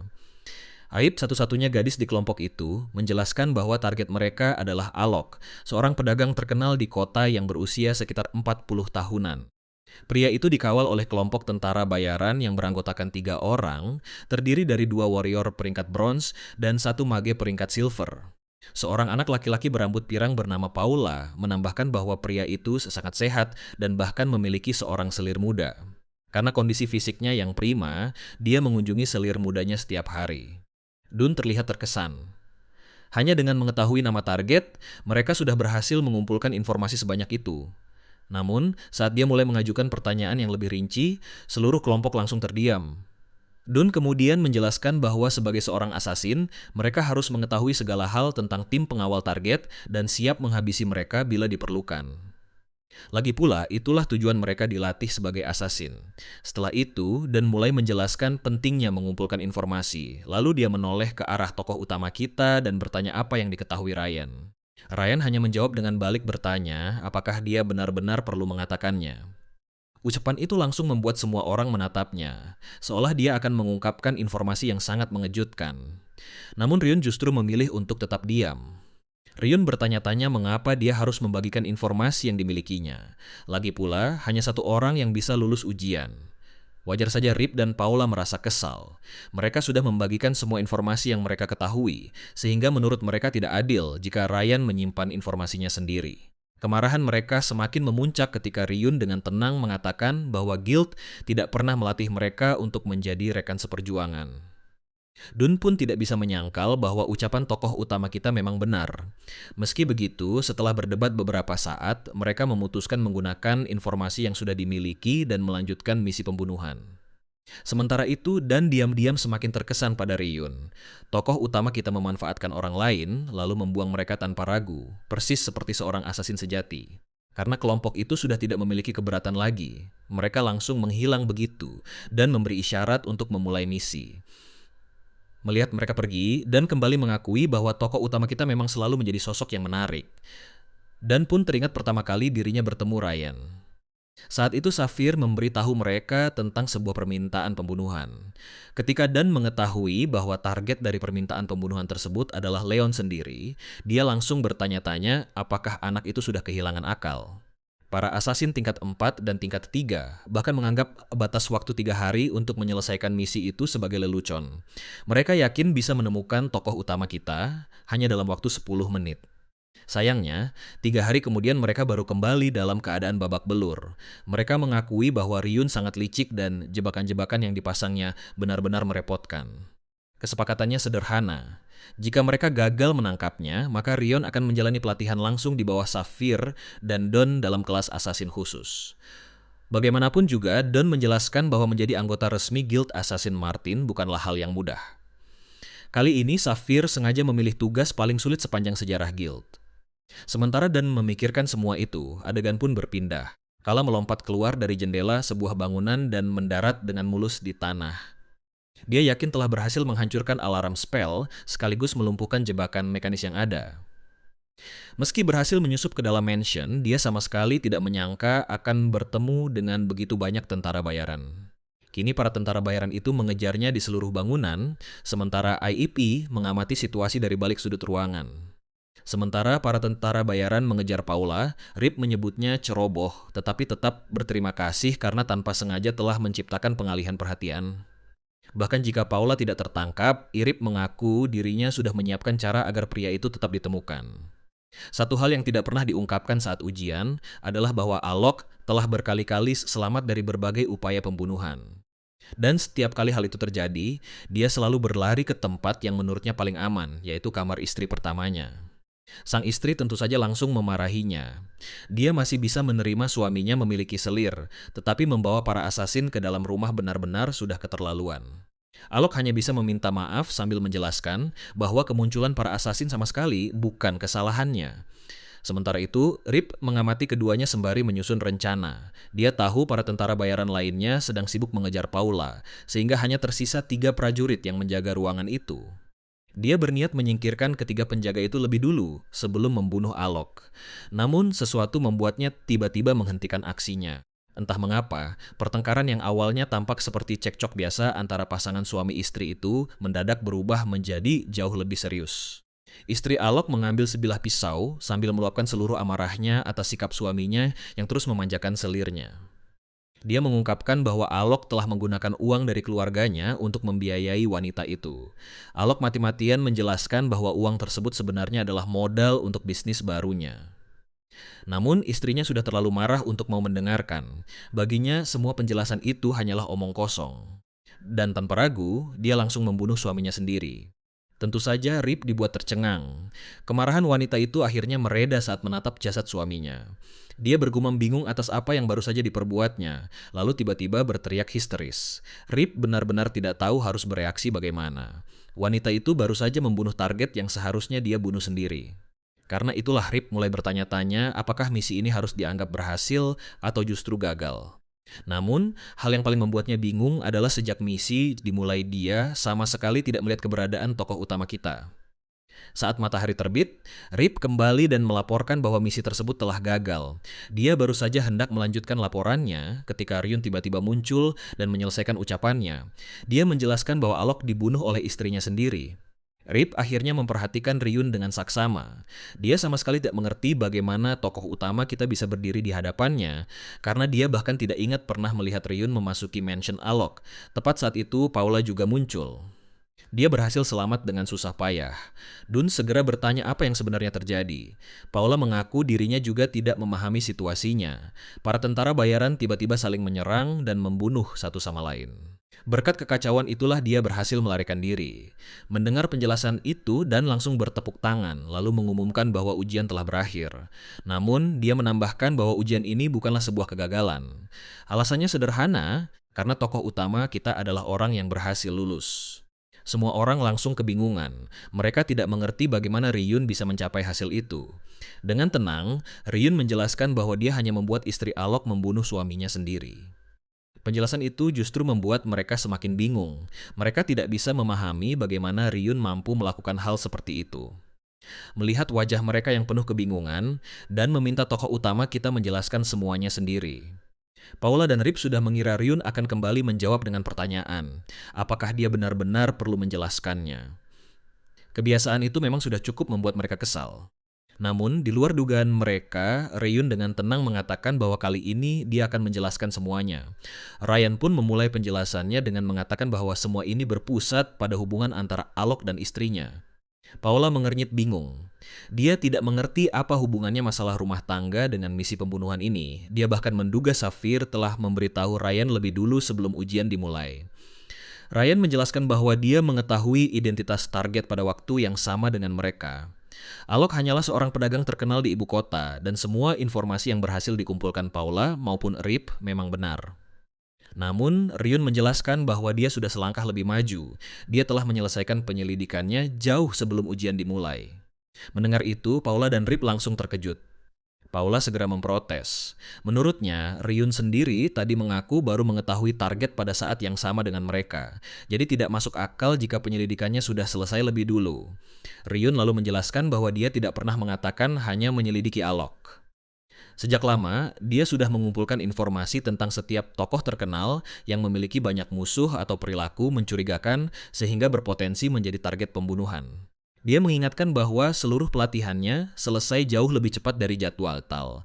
Karena itulah sisa waktunya digunakan untuk mengumpulkan informasi tentang siapapun yang mungkin suatu hari menjadi target, bahkan menyusun rencana pembunuhan untuk masing-masing dari mereka.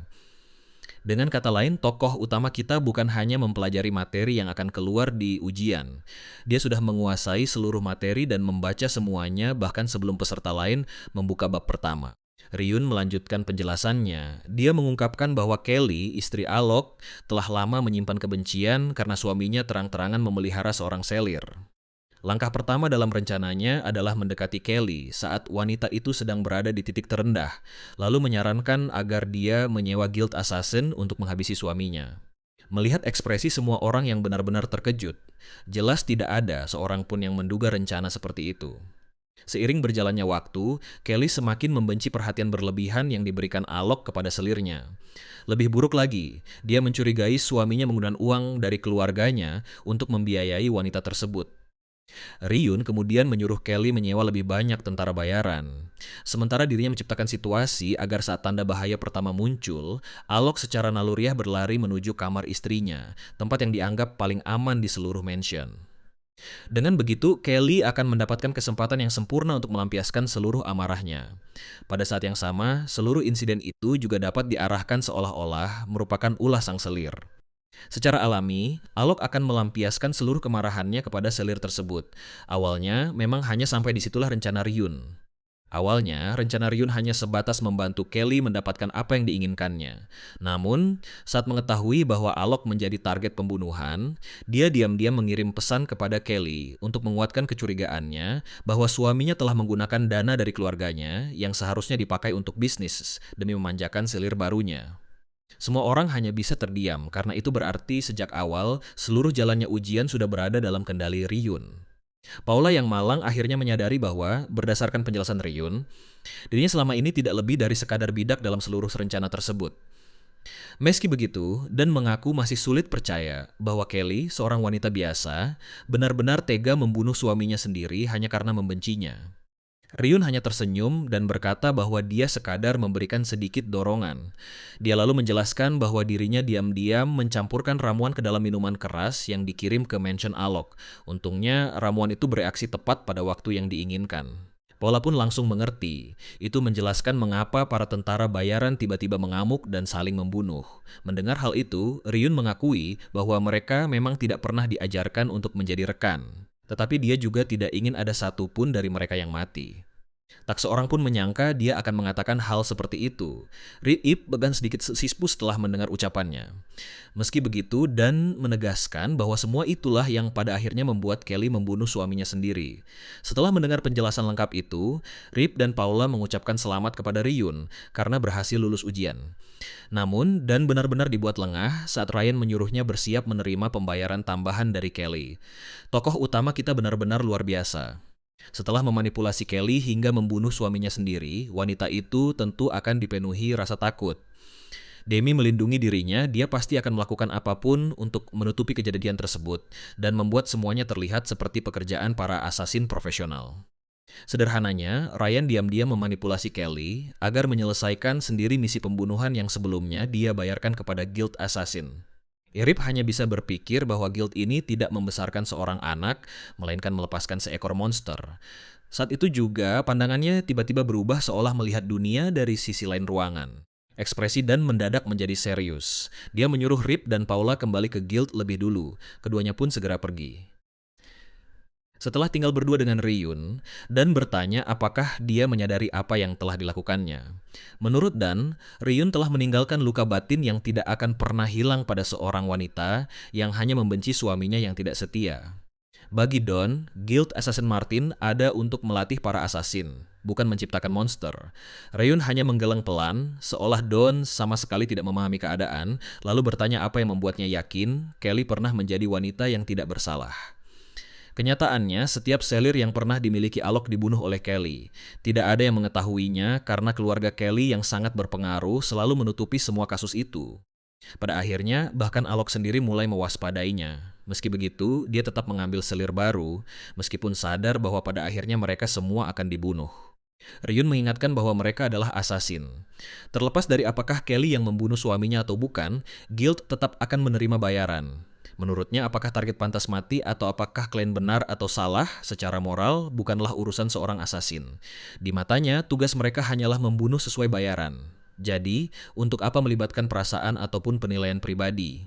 Sementara itu, Dan hanya bisa menatap sosok monster yang berdiri di hadapannya.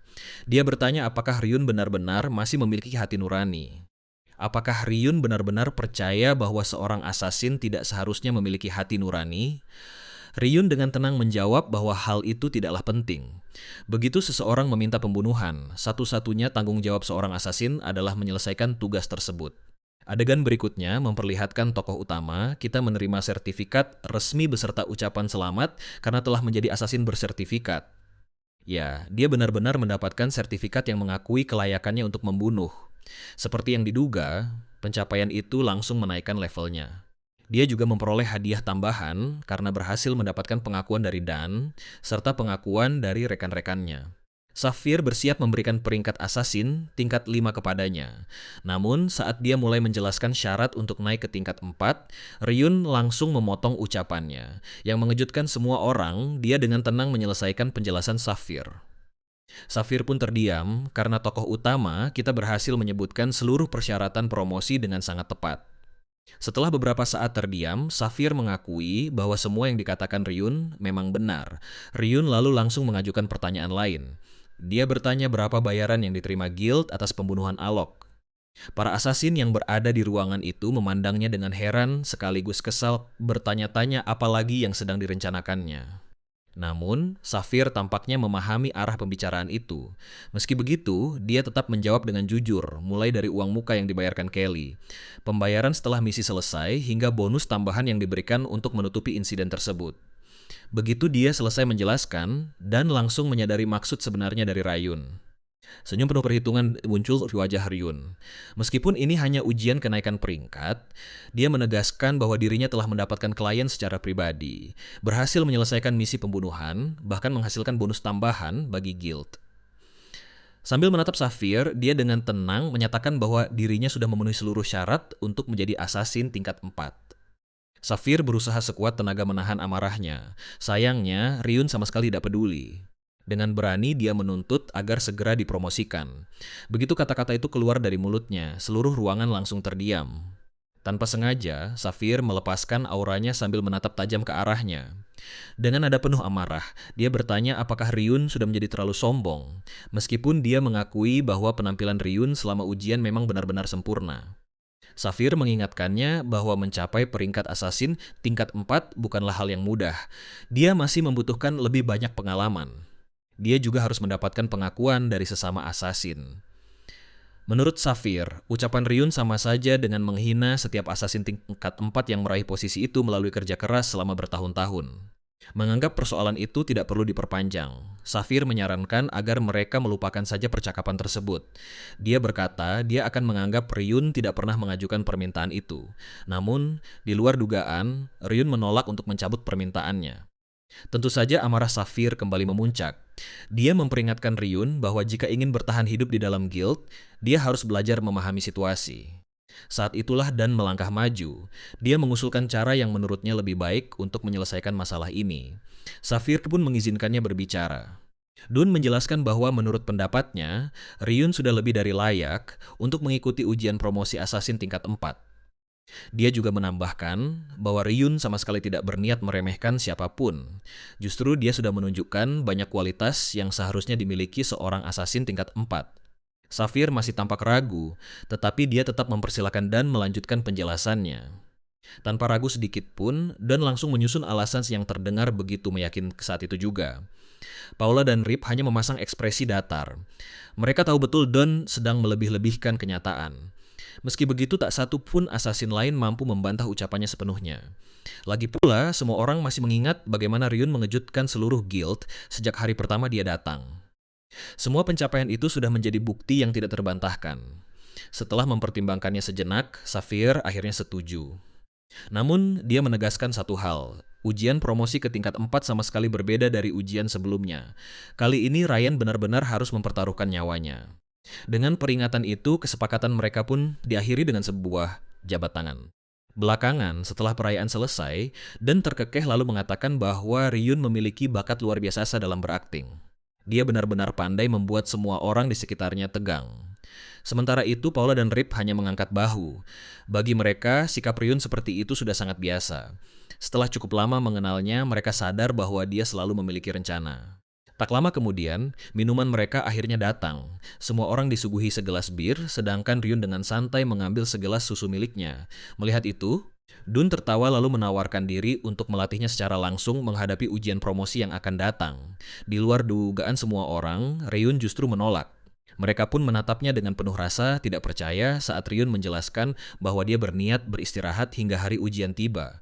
Lagi pula, ujian itu masih beberapa bulan lagi. Selama waktu tersebut, Ryun mengumumkan bahwa dia berencana meninggalkan guild untuk sementara waktu, sebuah hak istimewa yang hanya dimiliki anggota resmi.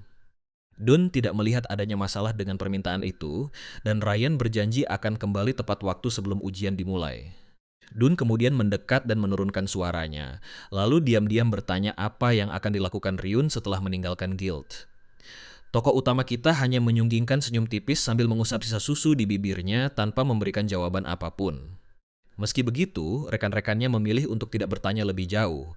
Sebagai gantinya, mereka mengangkat gelas masing-masing dan sepakat bahwa hari ini adalah hari untuk merayakan keberhasilan Ryun. Malam itu, mereka pun menikmati perayaan sepuas hati.